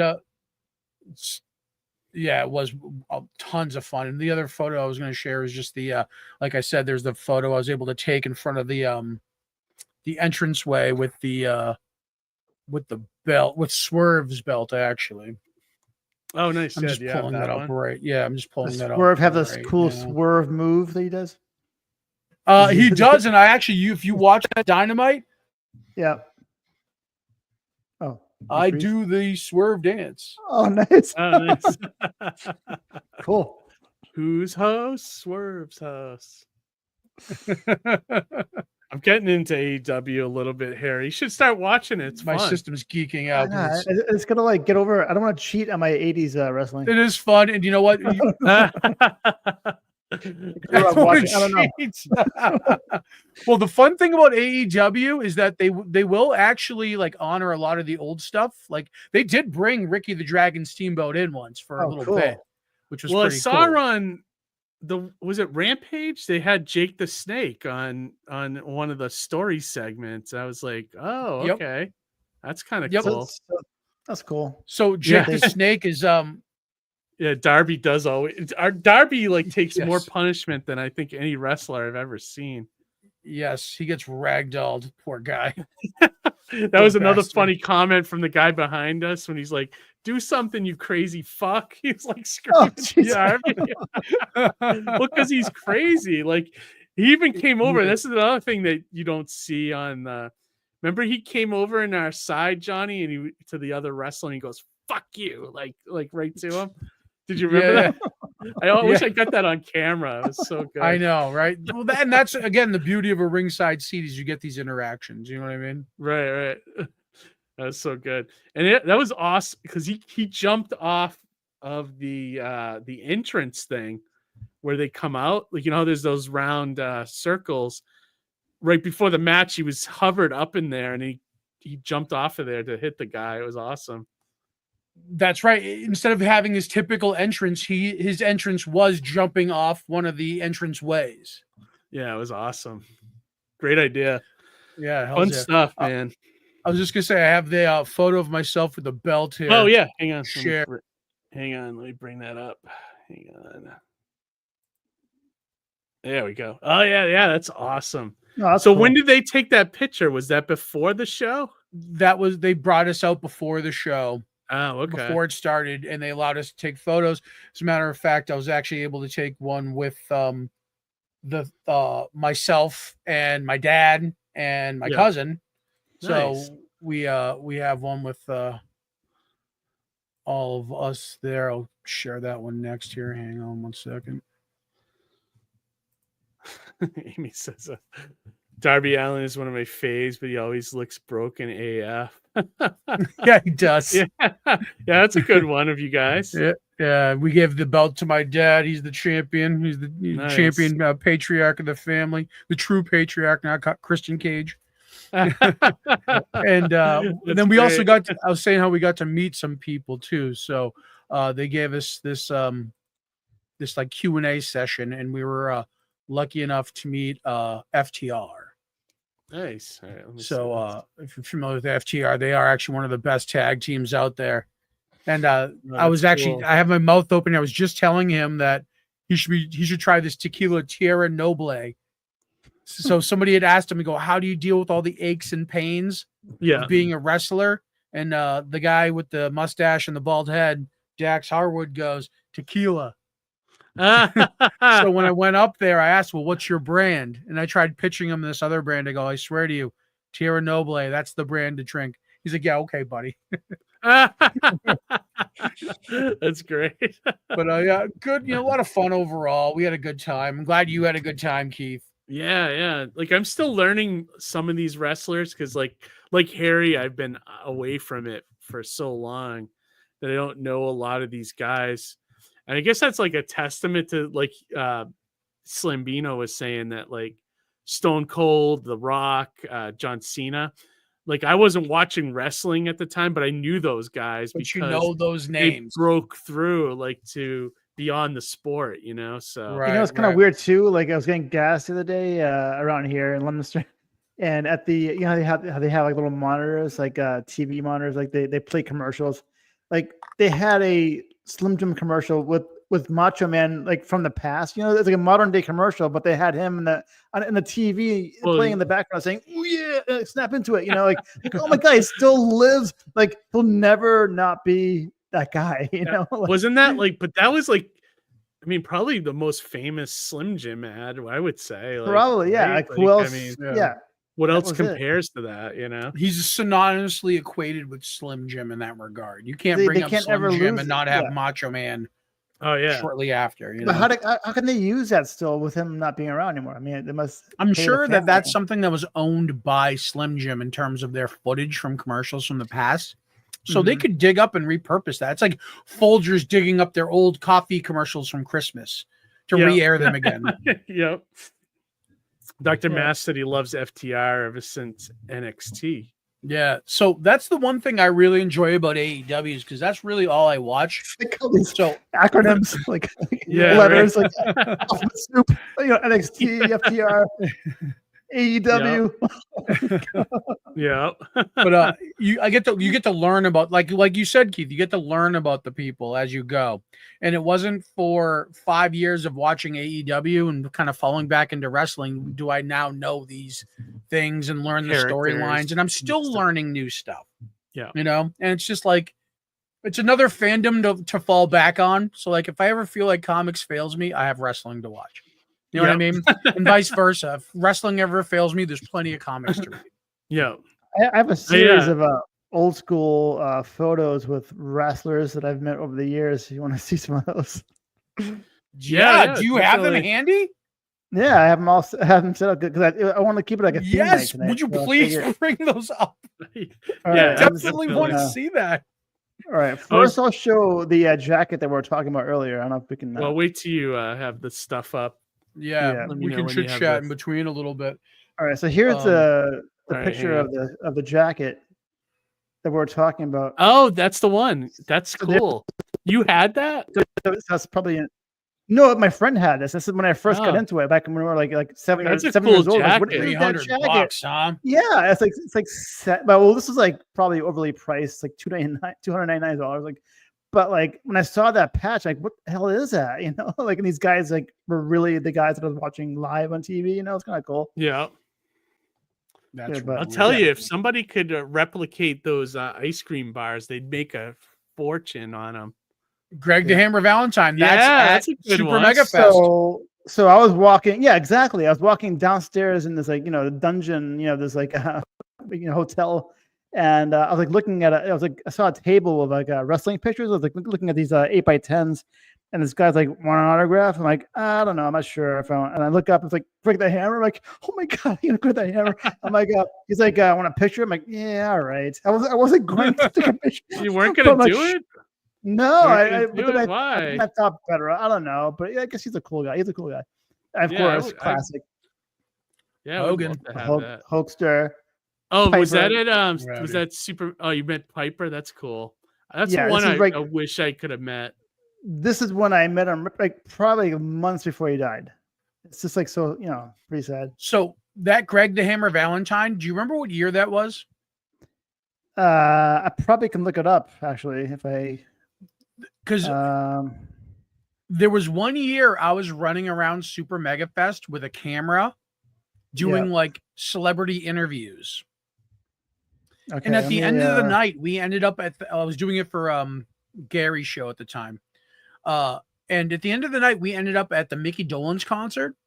And by coincidence, Johnny G, a friend of mine who I worked at Gary's with, and I were like at the back row of this concert. And we were just to the left of Greg the Hammer Valentine, who was singing along to like, the concert. So we just got to like jam with Greg the Hammer Valentine in the back row of this show. It was just crazy. Yeah. This was November 22nd, 2014. Oh, that lines up. That tracks. Yeah. Okay, so it's me, probably that show. Piper, me. Well, in honor of Veterans Day today, here's Sergeant Slaughter. Nice. And of course, getting put in the we saw him at Terrificon this year. We sure did. Yeah. Hopefully, fingers crossed, so we can get him on still. Come on the show. There he is. And we've been ghosted, I think, Johnny. Who's that?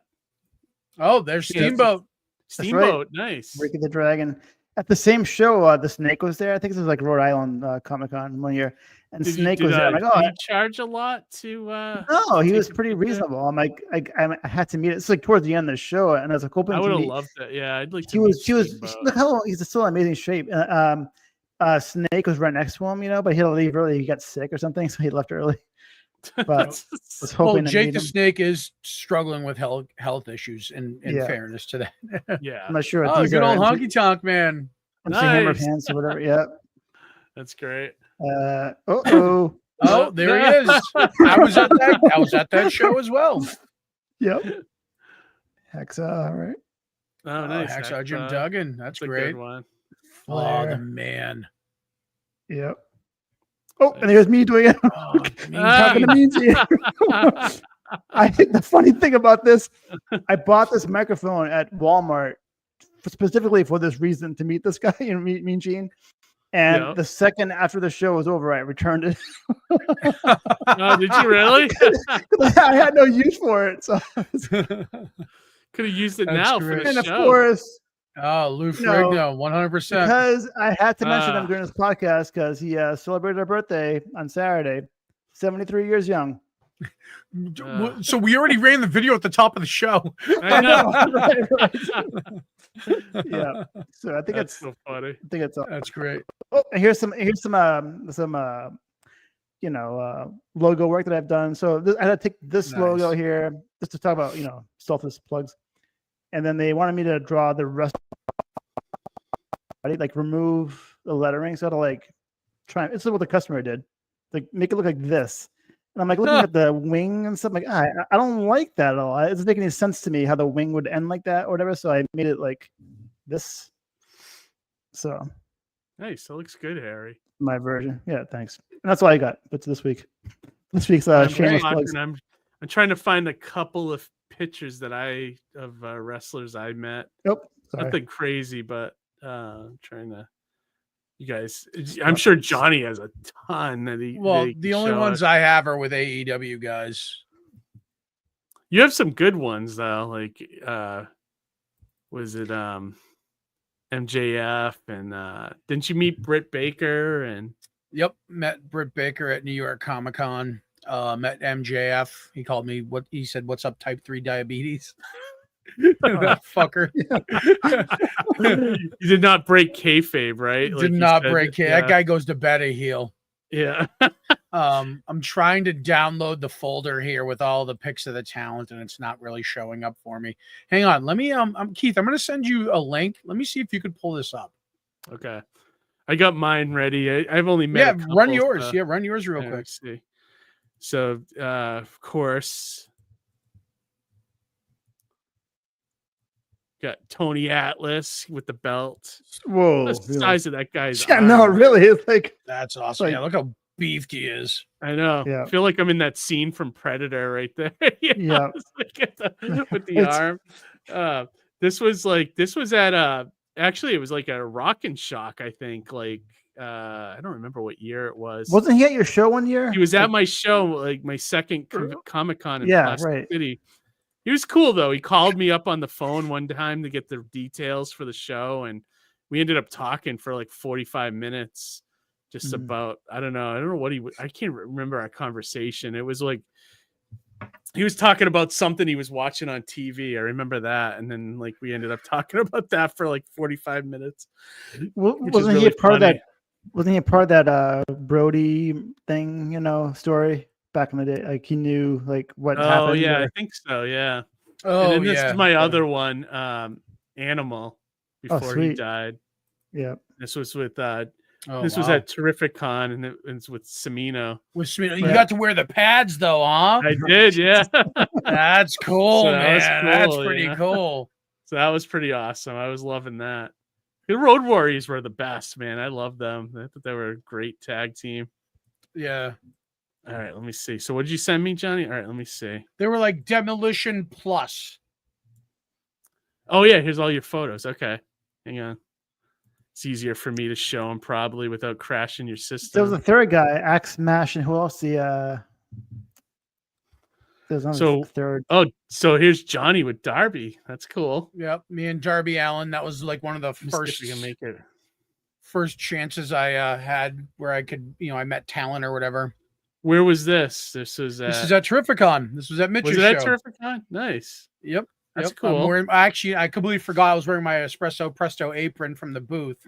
And he goes, "Oh, what's up, coffee man?" I go, "Oh, this." I go, if you want an explanation, I can bring you to the booth later. How was Darby? Was he nice? He was really nice. I told him he had to beat the piss out of CM Punk when he debuted, and he goes, "Oh, they were trying to keep that a secret still." So he goes, "Oh, I wouldn't know anything about that." Anyways, sorry to laugh so hard at that, Johnny. What? Wow. Oh, the type 3 diabetes. He was Wow, con pictures. Yeah.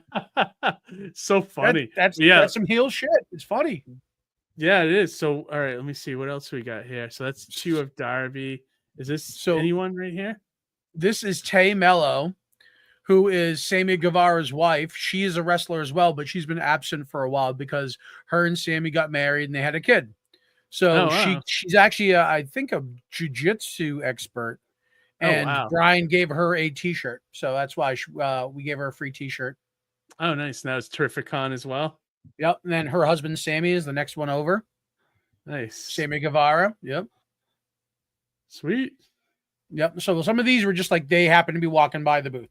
Yeah, that's great. And then let me see. Oh, this MJ. Wait, Darby. What the heck? Oh, so Sammy was dragging Darby Allin all over the floor at Terrificon. Go ahead and hit play. Can you hear it? I can't. No, but that's okay. There's not really much to hear. It's kind of just background noise. But they went the whole floor like that. Oh my god. I just happened to catch them on camera and I followed them over. Oh, that's so funny. Yeah.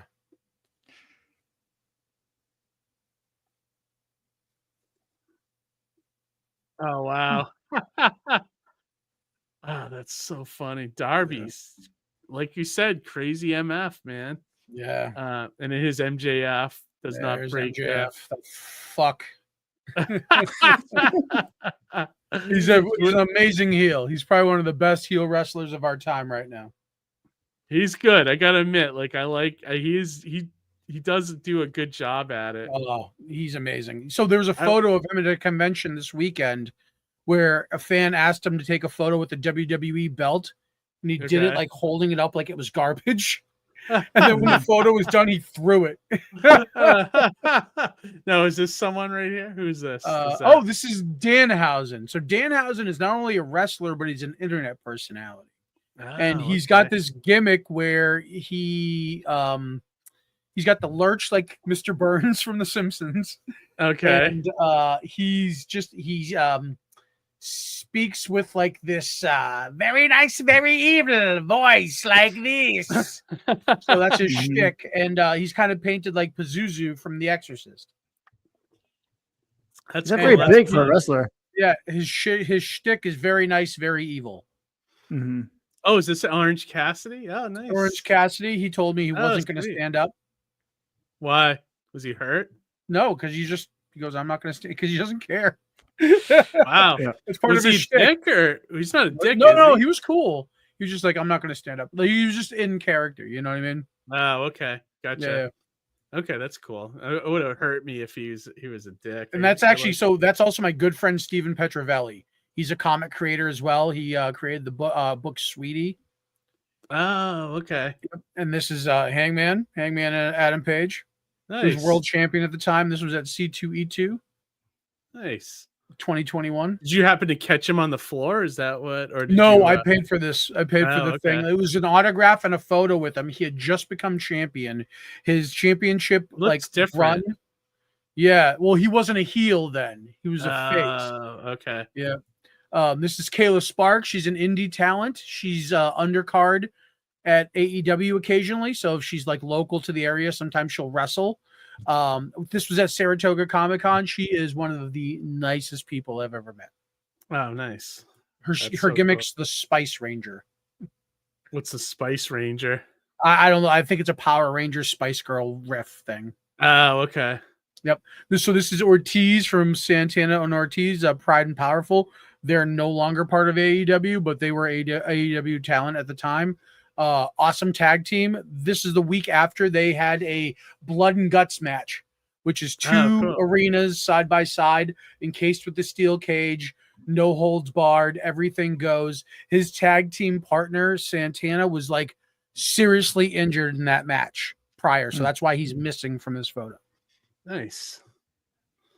Let me see. So is this the same girl? Same girl, Kayla. This is just with her belt. She had won a belt. This is the second time we met Danhausen. Yep. Okay. And all right. This is Wardlow. Wardlow is he's with AEW. He was known for doing the Powerbomb Symphony, which would he just powerbomb a guy over and over again. Yeah, that's awesome. He's awesome. He's just he's a beast. And is that Britt Baker, the next one I see? Next one's Britt Baker. This was at New York Comic-Con. Fantastic. One of my absolute favorite female wrestlers. She's just amazing. She's real she sweet. is hot in person as she looks. Yes. Yeah, for sure. She does. She looks. Yeah. That's awesome. She is a great woman wrestler. I gotta admit, like I really like her. super talented. That's me in the Dark Order. That was at New York Comic Con last year. Nice. Yep. Dark Side is good. I like that. Cool mask. Yep. That's really cool. Yeah, that guy's cool. Like I'm starting to know great. some of these people now. Yep. Oh, this was from AEW too. Oh, right? this was from Like when Big you were at Business. Ring Yeah. Penta. So the Lucha Brothers are no longer with AEW. They're going to be going to WWE soon. Unfortunately, but they are awesome wrestlers, and I was really grateful to get this photo with Penta El Cerro Meadow. Love all the mask guys. They're so good. Yeah, I like the cooler, the newer masks. They're kind of cool. Yep. So this is this guy over here. His name is, he goes by Cheesecake. He's just the security at AEW. He just keeps things in order. He's a real nice guy too. My dad, he's a little disabled, so getting him to and from shows, he's very mindful of that. So he's always been real nice. So that's awesome. Big shout out to Cheesecake. Matt Seidel. So fun fact, you ready for this? Yeah. I'm gonna tell a story behind this photo here. This was at the Worcester show. Okay. And Matt Seidel just happens to be my junior prom date's cousin. Okay. From high school. So I was just, when we were driving to the show, I was like, oh man, it would just be really cool to meet Matt Seidel and just, like say, hey, I know your cousin. I know your cousin Julie. And me and Julie are still friends to this day. Yeah. So sure enough, there was an ROH match, and I was ringside with my dad, and that's my dad's hand right there, actually. Oh, right. Yeah. No, actually, that's his hand. I'm sorry. But my dad is like right on the behind you, right? Yeah, exactly. And so Matt lands right in front of me, and like the show's going on. And I'm like, do I engage? Do I not engage? Do I bother the guy? And I go, fuck it. This is my opportunity. I wished for this, So I peek over the rail and I go, psst, Matt. And he looks up and he's in character. He's holding his neck. And I go, I know your cousin Julie. And he laughs and he goes, tell her I'm coming to the reunion this year.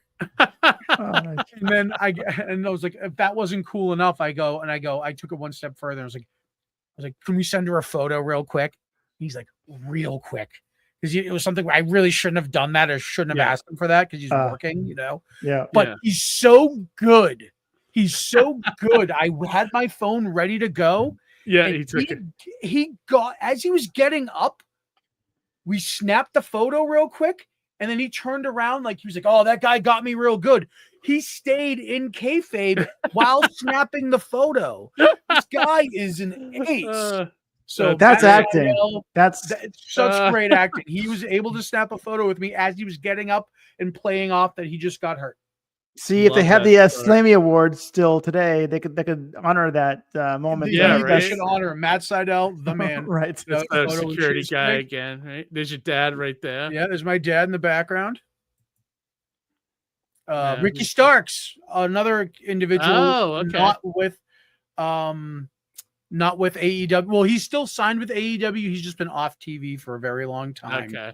And a lot of the newer guys are small, like they're thin. I mean, they're in good shape, but like very well. Like also, next classic. To me, they look in very good shape. Well, no, well, I'm just saying, you can tell they're like smaller, and like you wouldn't think, oh my god, that's a wrestler. It's got to be a wrestler because they're huge. You know what I'm saying? So that it's funny that you say that because when I posted that photo, of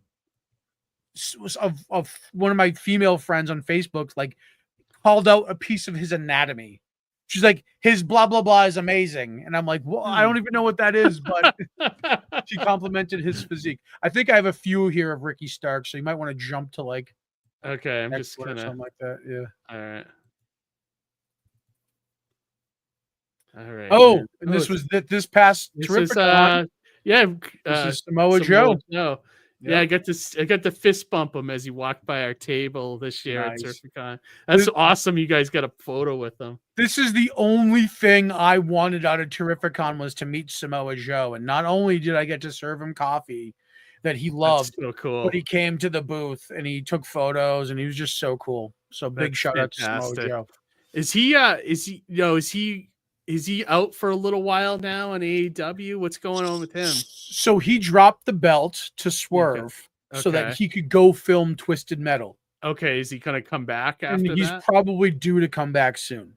Okay, that's cool. I gotta watch that show. Is it good? I liked Twisted it. Metal. I Yeah, it's good. enjoyed It's it. worth watching. It's not the game, Yeah, but I but enjoyed it's- what they did with it. Well, it's tough to make a game about, and this is all our new stuff, right? This is It's some of tough the to new make a stuff I game about a believe. car game, you know, where you're just driving and. Car And game. what's this girl's name, Johnny? She's so cute. So this girl is Layla Gray. We actually watched her wrestle on Collision. So the second Okay, night so I I'll went. see her wrestle in that. Well, she was episode? part of ROH, so it was an ROH Okay. match. Oh, it's an ROH I'll thing. upload the ROH stuff to the Plex. But you so also can check it said out. she was on Netflix, The Wrestlers, right? So she was on the Wrestlers show on Netflix, and she does wrestle on AEW occasionally or Rampage, and she's with Top Flight, so she's Top Flight's manager currently. Yeah, and she was walking outside the ring as they were coming in, and then you were able to get her over to our side of the So ring. the person next to us took a photo with her, and I go, "Well, if we're going to be doing photos, let me grab my phone." Yeah, And exactly. we snapped one real quick. Yeah, it was great. She was awesome. I liked her. Yeah, she was real sweet, real nice. And then Powerhouse Hobbs. So the yeah. cool thing about Hobbs was that was his return that night. Yeah. And So we and he was Ricochet's tag team partner, and we all thought it was going to be Will Ospreay, but it turned out to be a surprise, and it was Powerhouse Hobbs, and it was really cool to see Hobbs back because the last time he wrestled was when I saw him in Worcester several months prior. Huh. So it was Yeah, cool. this that he guy back. was no joke, man. God He's damn. serious. Yeah, that guy looks like a wrestler. Yeah, That guy, this like, guy was built. That guy is a wrestler. yeah. And then this is all the stuff from Providence. Yep, this is Providence. So this is Bobby Cruz. He's in a Ring of Honor announcer. He's actually from Fall River. Oh, cool. Yeah, so he's a local guy.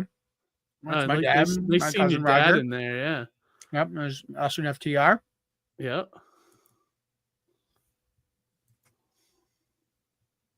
Oh, nice. These Is guys are that, called the Iron Savages. Yeah, they were in that first match. Yep, of, yep. Yeah, that's I just That's watched right. these Yeah, guys. so we did a photo with the Iron Savages. That's cool. Yeah, these guys were Your cool. dad like taking pictures with these guys too. Oh yeah, he had a blast. Yeah. He was just having fun with it. You know what I mean? Mhm. They loved This is the having first like. time? Go ahead. I was just gonna say they just loved taking photos with him. You know, like they. Oh, appreciate yeah. it.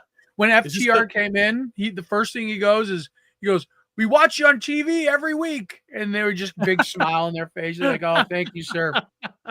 That's You know? great. Yeah. Is that the first time you've done a VIP thing like that too? or- Yes, yes. I might Okay. do it again just because it was a real fun experience. Yeah, that's Um, really cool. Yeah. So All right, that looks Good like it's the times. entire thing. That's awesome, man. yeah, It's a great album of AEW experiences for and it's sure. 5 years worth of fandom. Yeah, that's awesome. I like if I would like to do ringside again if it was cheap enough. You know, you said the prices Yeah. are all over the place, right? It's crazy. Is it? Yeah, like you said, some places it's like what 500 or something, Jeez and then Louise. So I'm going Wow. to tell you right off the bat, the VIP experience with the 3 ringside seats was like $1,500, something like that. wow, 3 Wow. tickets. But like I Wow. said, that it's was worth it, ringside. though. You get the turnbuckle, you get the hat, you get a really cool backpack. You get $20 in vouchers per ticket for a concession. Yeah, You get to meet several wrestlers in the privatized thing. You get to hold the belt in front of the entrance. it's an worth it. experience, dude. It's an I mean, like, what? How do you put a price on an experience? You know, especially Right. if it's something you love. You know. I would do it again and maybe do it for a Dynamite. So I have the Dynamite backdrop as well. You know, That'd be because I cool, did it yeah. for Collision. I would do it Yeah. for a Dynamite. So now. did they offer that at like the one we were at? Like, Yeah. So I could have gotten those kind of tickets for the one we were at, but I wanted where we were sitting, that hard cam seat. You know what I mean? yeah, yeah. So Yeah, I- we were I- in a I great opted- spot. Like, Yeah, so I opted for that just because I knew that's where Moxley would come out, the Death Riders. yeah, You know, actually, George O'Connor, he calls it the Moxley entrance. Yeah. So when at the Aganis, one of the earlier shows, I saw George there. Yeah. And he. Oh, And George I is go, a fan of the AEW stuff. Yeah. Oh, that's So right. He's got like a wrestling comic. I forgot about that. he Yeah. does. Universal Champion. I wish I had a copy of the book. He gave me I a have little, a copy can of of it the somewhere. ash can Yeah. somewhere. Yeah. Cool thing about George. So at one of the after cons we did for New York Comic Con, there was like all of us, we were all just kind of in different pockets talking like comics and working on comics and stuff. And then there was this like side pocket of me, George, this other kid, Izzy, and this one other person. And we were just hardcore geeking on wrestling for like 2 hours straight. I love it. That's great. That's and awesome. again, wrestling and comics is adjacent. There are so many examples this evening where, it was hand in hand. Perfect segue, because I don't know if we're going to be doing promoting comics tonight, but I have one that's wrestling related. If you guys want to do it. Yeah. If you want, like Johnny, did you have anything you wanted to promote? I was thinking like we'd just play it by ear tonight, but if you guys have something, we'll do it. I mean, I don't know anything about this. I just found it right before the show, so I know nothing about it. So I'll just show you. Okay, yeah, hang on. Since it's like related to. All right, we're out of here. All right, hang on. Do it while you're doing that, getting it ready, Harry. Let's Yep. All right, here it is. I don't even know who this guy is.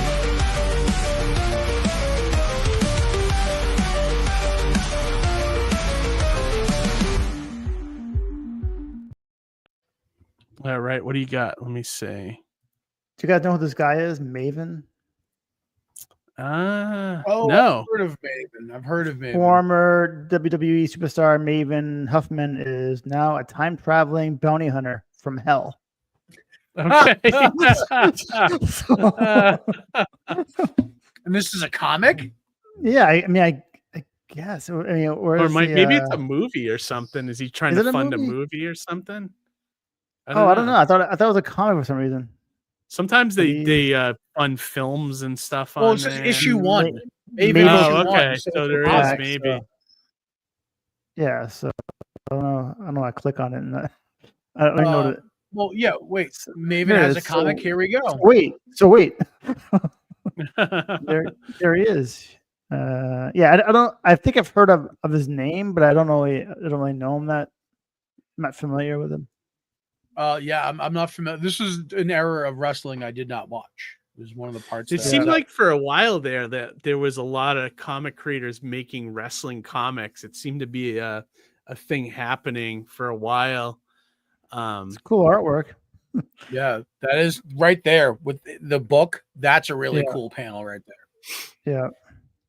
The one I really want to read, the wrestling comic I really want to read, is the one that Daniel Warren Johnson did.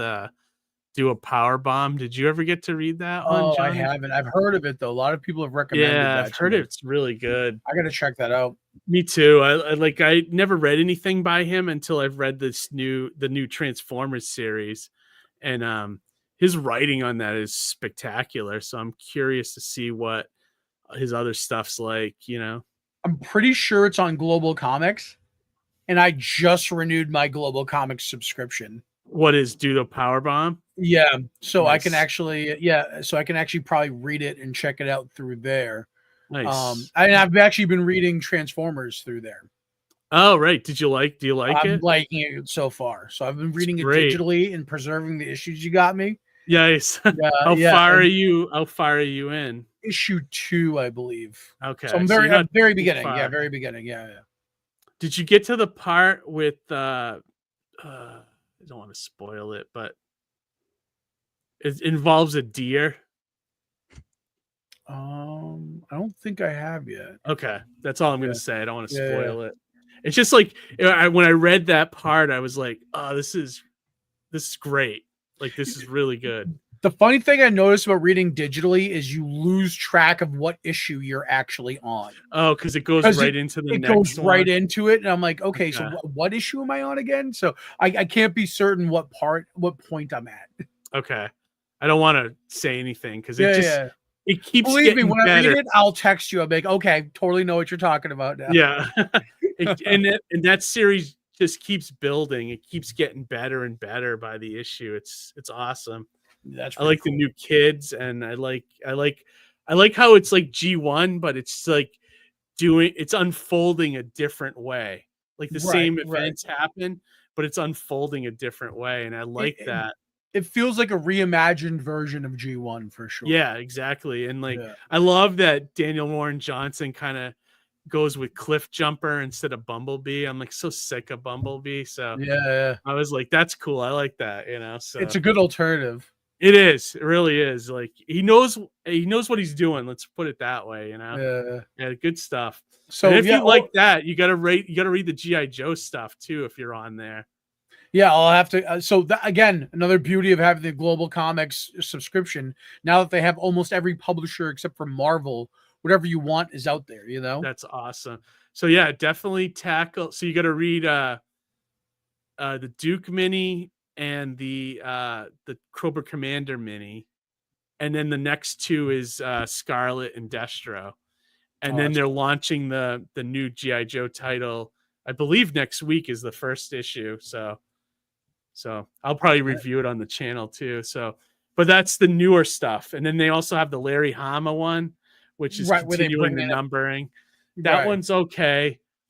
I got into it again, but it's definitely not as good as what Robert Kirkman. The new stuff they're doing now. The new guy is doing a really good job with all that stuff.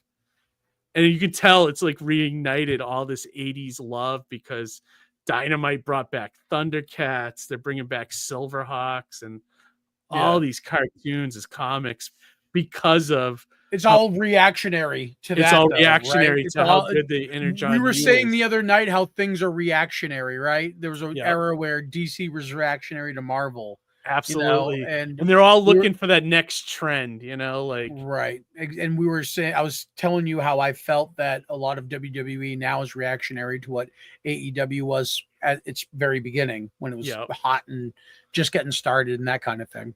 And now they're becoming more about wrestling too, or like AEW, right? Like more about the wrestling and yeah, it's good stuff. And it's more like, fine tuning storyline, that kind of thing. Yeah.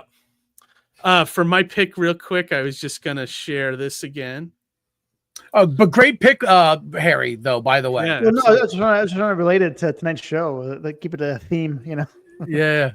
Yeah, absolutely. I'm going to share this again, Thunder Soars. This is from David Campetti and Glasshouse Graphics, which is a company I've been doing some lettering for.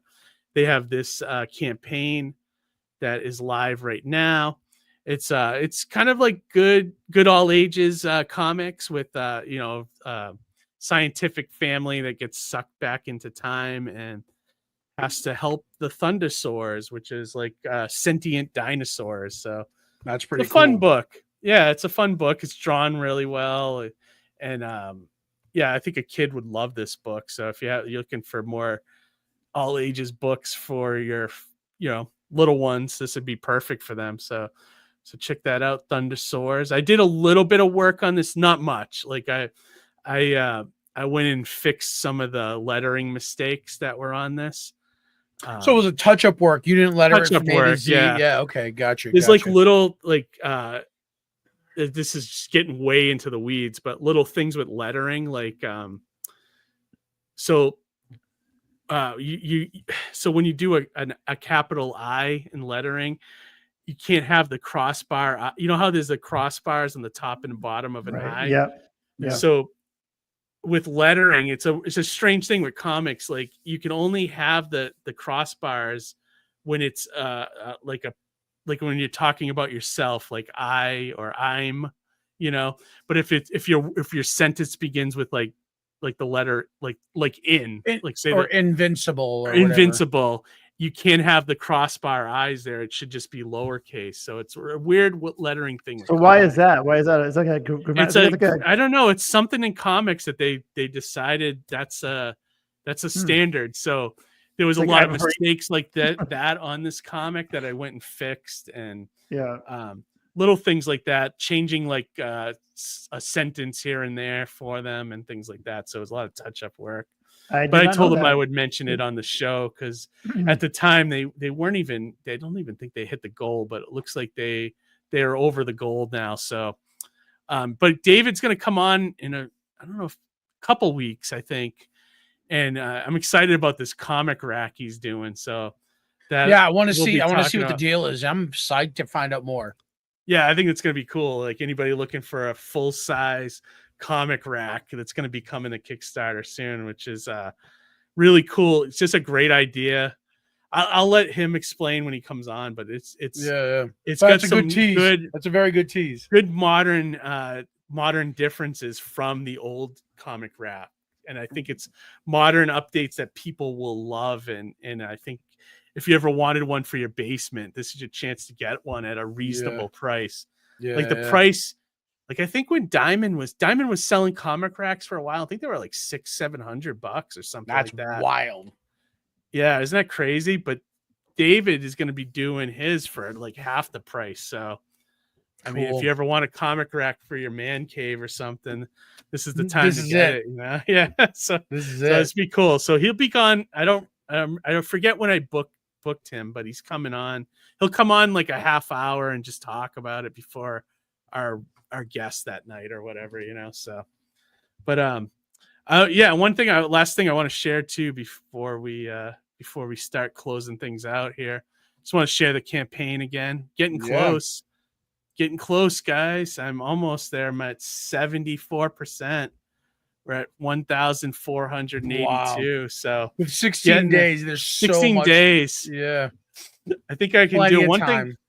One thing that's helped me is I boosted the link on Facebook over the weekend. Did you see an uptick from that? I saw an uptick. Yeah. Like I saw at least a couple pledges just from that. So that was pretty cool.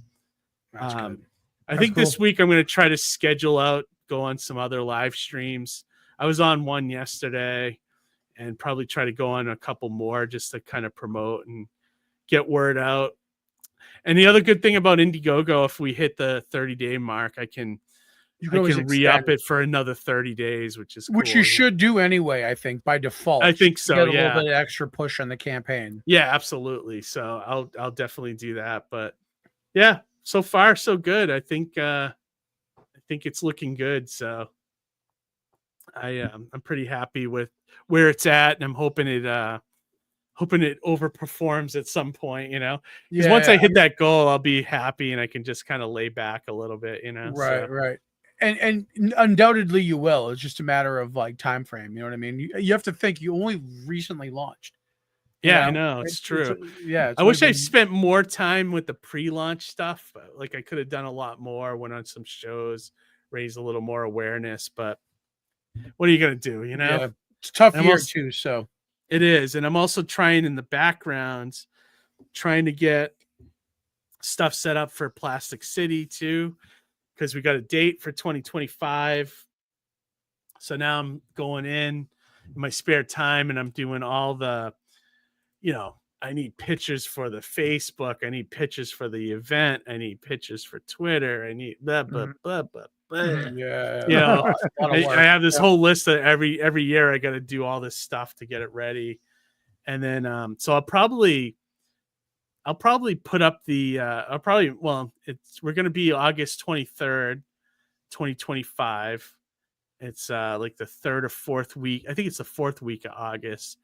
As far as I know, we're not competing against any shows. So I looked around. I know I'm not against any of the major ones. So the only ones that we might have an issue with is anything like local, like a local, city festival, or that late in August, we could hit like some horror conventions because they start to get ready for, horror stuff in October and August. So, September and things like that. But I don't think there's anything. So we should be good, hopefully, that day. So one thing I did notice, I don't know if I told you guys this, last year we were like was it the third? No. We were the weekend before San Diego, right?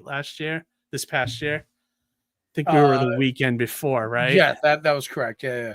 The one thing I noticed, like, we didn't have a lot of kids at the Comic-Con that time, and I was like, what is up with that? Like, I thought it was I think it's the time of year with like kids probably in camps and things like that. Yeah, maybe families on vacation. Yeah, we had our highest numbers when we went later in August when we were at Game On. So I'm like, if I could get a date there. So that's what we did. The only thing that kind of sucks is I don't know if I'm going to have Friday load in this coming year, because the hotel wants to keep it open to possibly sell the day to a wedding. And I was like, it costs a lot to do this hotel. And I don't think I could absorb the cost of another day just for setup. So, well, maybe they want a comic book wedding. Maybe they can dress up as they could be setting up while the bride's throwing the bouquet or something. So the beauty of Plastic City is that you don't have vendors who have massive setups. Yeah, that's right? true. So you could technically have people only set up in the morning of the show. What's the earliest they could arrive, though? Technically 7. Yeah, we might even be able to swing before that, depending, I mean, some people are not shy about getting there somewhere early, so you could technically probably get away with doing everything early, like 6 to 8:30 or 9 is set up. Yeah, and you go, VIP 9:30, open at 10, run all day. Yeah, we're playing with the idea of possibly doing VIP this year. We'll see. Like Joe Souza's kind of half talking me into it when I talked to him. Yeah, he was saying that he does one for retro and on all his shows, and it's like basically he gives like a print and a lanyard and all that stuff, and then just people get to come in a half hour. Yeah, the half hour early thing is kind of key for people looking for specific comics and they want to get in there before everybody else, that kind of thing. So. Oh, so we'll see what happens, but yeah, I'm going to try to get all that going this week as well. So it's like trying to do the campaign, trying to stay on track with it's Plastic a lot. City. It's a lot. It's a lot to juggle. Yeah. But I try to do it, I'm always doing something. Basically, I'm trying to like stay ahead of the game, so for sure. Yeah. So we'll see how that goes, but, all right, gents, you want to? I think we've been going 2 hours. We might as well start wrapping this up. The only last thing I want to shout out, there's 2 things actually. Sure. One is that I really want everybody to go check out the Pawn Brothers comic book. Because again, even if it's not going to hit, back it so you get your info in there and they can reach out to you and you can help get that book made in people's hands. So highly encouraged people, for people to check that out. Big shout out to Hades. Big thank you to AJ for coming on the show. Yeah. The other thing is in my struggles with being without my social media. What's going on with that before we start wrapping? Well, so there's no real progress in getting my platforms back. But I've put in my little tag over here, I've fully embraced Blue Sky, which is the alternative to Twitter. Okay. And I've found that a lot of people are actually from my Twitter are on Blue Sky. So I actually started rebuilding my list on this other platform. And it's nice. It feels like Twitter with less bots. It's actually a nicer experience. So I'm actually encouraging people to check out Blue Sky, hop on over to there. If you're finding that Twitter's just not what it used to be, check out this other avenue. I just don't know if I could do another social media. Like I have enough. Think of it as opposed to another. If I ever lose one, I'll definitely do that. But now, so that's my thought process here. Is I lost one, so I have this other one as a backup. But I'm finding, and there was even a post on Reddit in the AEW community that AEW fans are dumping Twitter for Blue Sky. Interesting. So it's interesting to see if there's a movement happening between platforms. Nice. Awesome. And Harry, I didn't even check with you. Did you have anything you wanted to promote this week? Oh no, just what I already showed, my little logo and wrestling pictures and whatnot. So nice. nothing really going on. That was fun that we got to share all of our wrestling photos. I know. I'm glad that was great. Yeah, that was fun. Kind of bookcase, book, whatever. We covered all the bases, like old school and new school wrestling, and that was a fun night, though. I mean, we should have another theme night. That was pretty cool. We got all our wrestling talk out of the way. Definitely. One of the things I didn't know, actually, this is one thing I wanted to mention earlier when we were talking about John Cena. I didn't know, like, because I didn't know his whole history in wrestling. Like, I watched the A&E, was it bio? The biography on him. Biography, yeah. And I I didn't know until I watched that biography. I remember seeing back in the day, when I was, when I go to the grocery store, I would get like, go to the cereal aisle, and on the Fruity Pebbles, for a while, John Cena had taken the place of Fred and Barney. Right. And I was like, why? I was like, what the hell? Like, why would they put John Cena on Fruity Pebbles? And it baffled me. And I was like, are they replacing Fred and Barney and all this stuff? And then I didn't know until I watched the A&E biography that he used to say that a lot. He used to call people Fruity Pebbles, and right? Was his thing, Johnny? Again, there was an era that I wasn't watching, so I'm not familiar with that specific bit. But he used to call, and people would bring signs to the match saying that said Fruity Pebbles on it. That's funny. See, that's and funny. He got an endorsement. That's got to be what it was. Like, so, I mean, and I was like, and to this day, like, that's why it stuck with me, because I was like, I can't believe they're getting rid of the Flintstones. They're putting this freaking wrestler on the box, and like, it was driving me nuts. And then now I know why. It was now you know why he surpassed the zeitgeist that far that his gimmick went into your supermarket aisle, basically. Yeah. Well, I didn't get it at the time because I didn't watch wrestling, and I didn't know John Cena that well. So I think back on all the moments in between when I wasn't watching wrestling, and I was very disparaging to it. Yeah. You know what I mean? Like, I thought I was above it. And when I realized Me too, dude. Me too. Like, beneath it. I was very, very beneath it. I didn't watch it because I was like, I don't like these new guys. I just didn't, that's kind of how I felt. I mean, because they weren't like the Honky Tonk Man or Rowdy Piper, to me, like they were just muscle guys from the gym. You know what I mean? That's what it looked like, So it was just like, so I didn't get it. So, but yeah, you learn a lot from that, and it's like kind of cool to go back and revisit. That's even like that that Mr. McMahon documentary, which I agree with you, Johnny. Most of it was just the stuff you learned from Dark Side of the Ring, but it was kind of cool to see how, it started way back when Vince first started all the way up to modern times. So I got to see the entire kind of timeline of WWE, which was kind of cool. And then he crapped all over it. He ruined the whole thing. It's like, yeah, of course, but like it was kind of cool just to see that history, So I liked it for that reason. Like, I got to see where the Attitude Era actually started and things like that, So yeah, it's kind of sad that it's not in his family. I mean, Triple H is the president now of WWE, or is that right? Or? Well, it's owned by TKO, which is now they own UFC, WWE, and actually it's, Endeavor, I think, is the bigger company, but Triple H is part of head of creative talent, so he's basically booking what you'd be watching on WWE the way Vince McMahon would have. You know what I mean? So that's kind of his role now. There's a lot of people who say, and I can't really be certain because I don't watch enough WWE to judge, but people are saying that with Triple H's takeover, it's improved the product. So improved it. That's cool.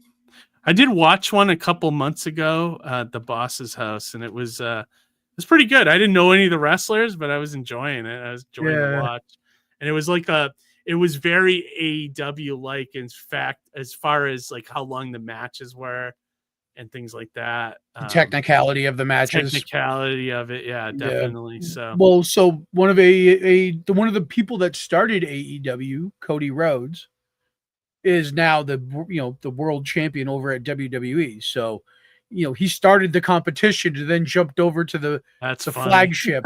But he's also the son of the American Dream, Dusty Rhodes. Yeah. So it's like, he kind of wanted to go back and reclaim a little bit of legacy, Yeah, that's cool. I cool. was watching. I was playing baseball, pick up baseball one summer with my friends and everything. And this guy, we call him Ponytail J because at one point in time, at one point, or PTJ for short, because at one point in time he had like a ponytail and he's like lost his. He looks exactly like what's the guy's name? John Travolta. But anyway, okay. he's bald today, but back in the day he had like a ponytail and we called him PTJ. And we're playing bass. Okay. We're playing for Ponytail J, and we're playing. And he's talking. He used to work at TJ Maxx. No, not TJ Maxx. What's that place? At the mall. Leachmere. Leachmere. And he sold. Like tapes and CDs and whatever. And we're talking. You're going to say Chess King. Remember Chess King? No. Nobody beats the Wiz. Yeah. And we're talking the like skinny music. ties. Remember the skinny ties? Oh my god. I may have had one of those. Did you? Yeah. But, it was all the rage back then. But we're talking like music, and he's talking like he's saying like Seven Dust. I'm like, I don't know Seven Dust. I'm like, and then just randomly for fun, I'm like, oh, you mean like Gold Dust? He's like, what dust? Gold Dust, the wrestler,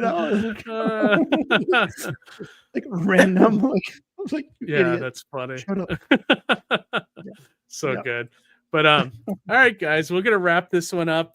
Definitely, I think we're live again next week, and then we're finally back to our regular schedule after that, which will be bi-weekly up until 2 more in a row, and then Thanksgiving. No, we got one more week we're live, and then we're back into our normal schedule bi-weekly. Yeah. So, but check us out next week. We'll be live Monday night, and I'll have a couple videos up Wednesdays and Fridays as usual.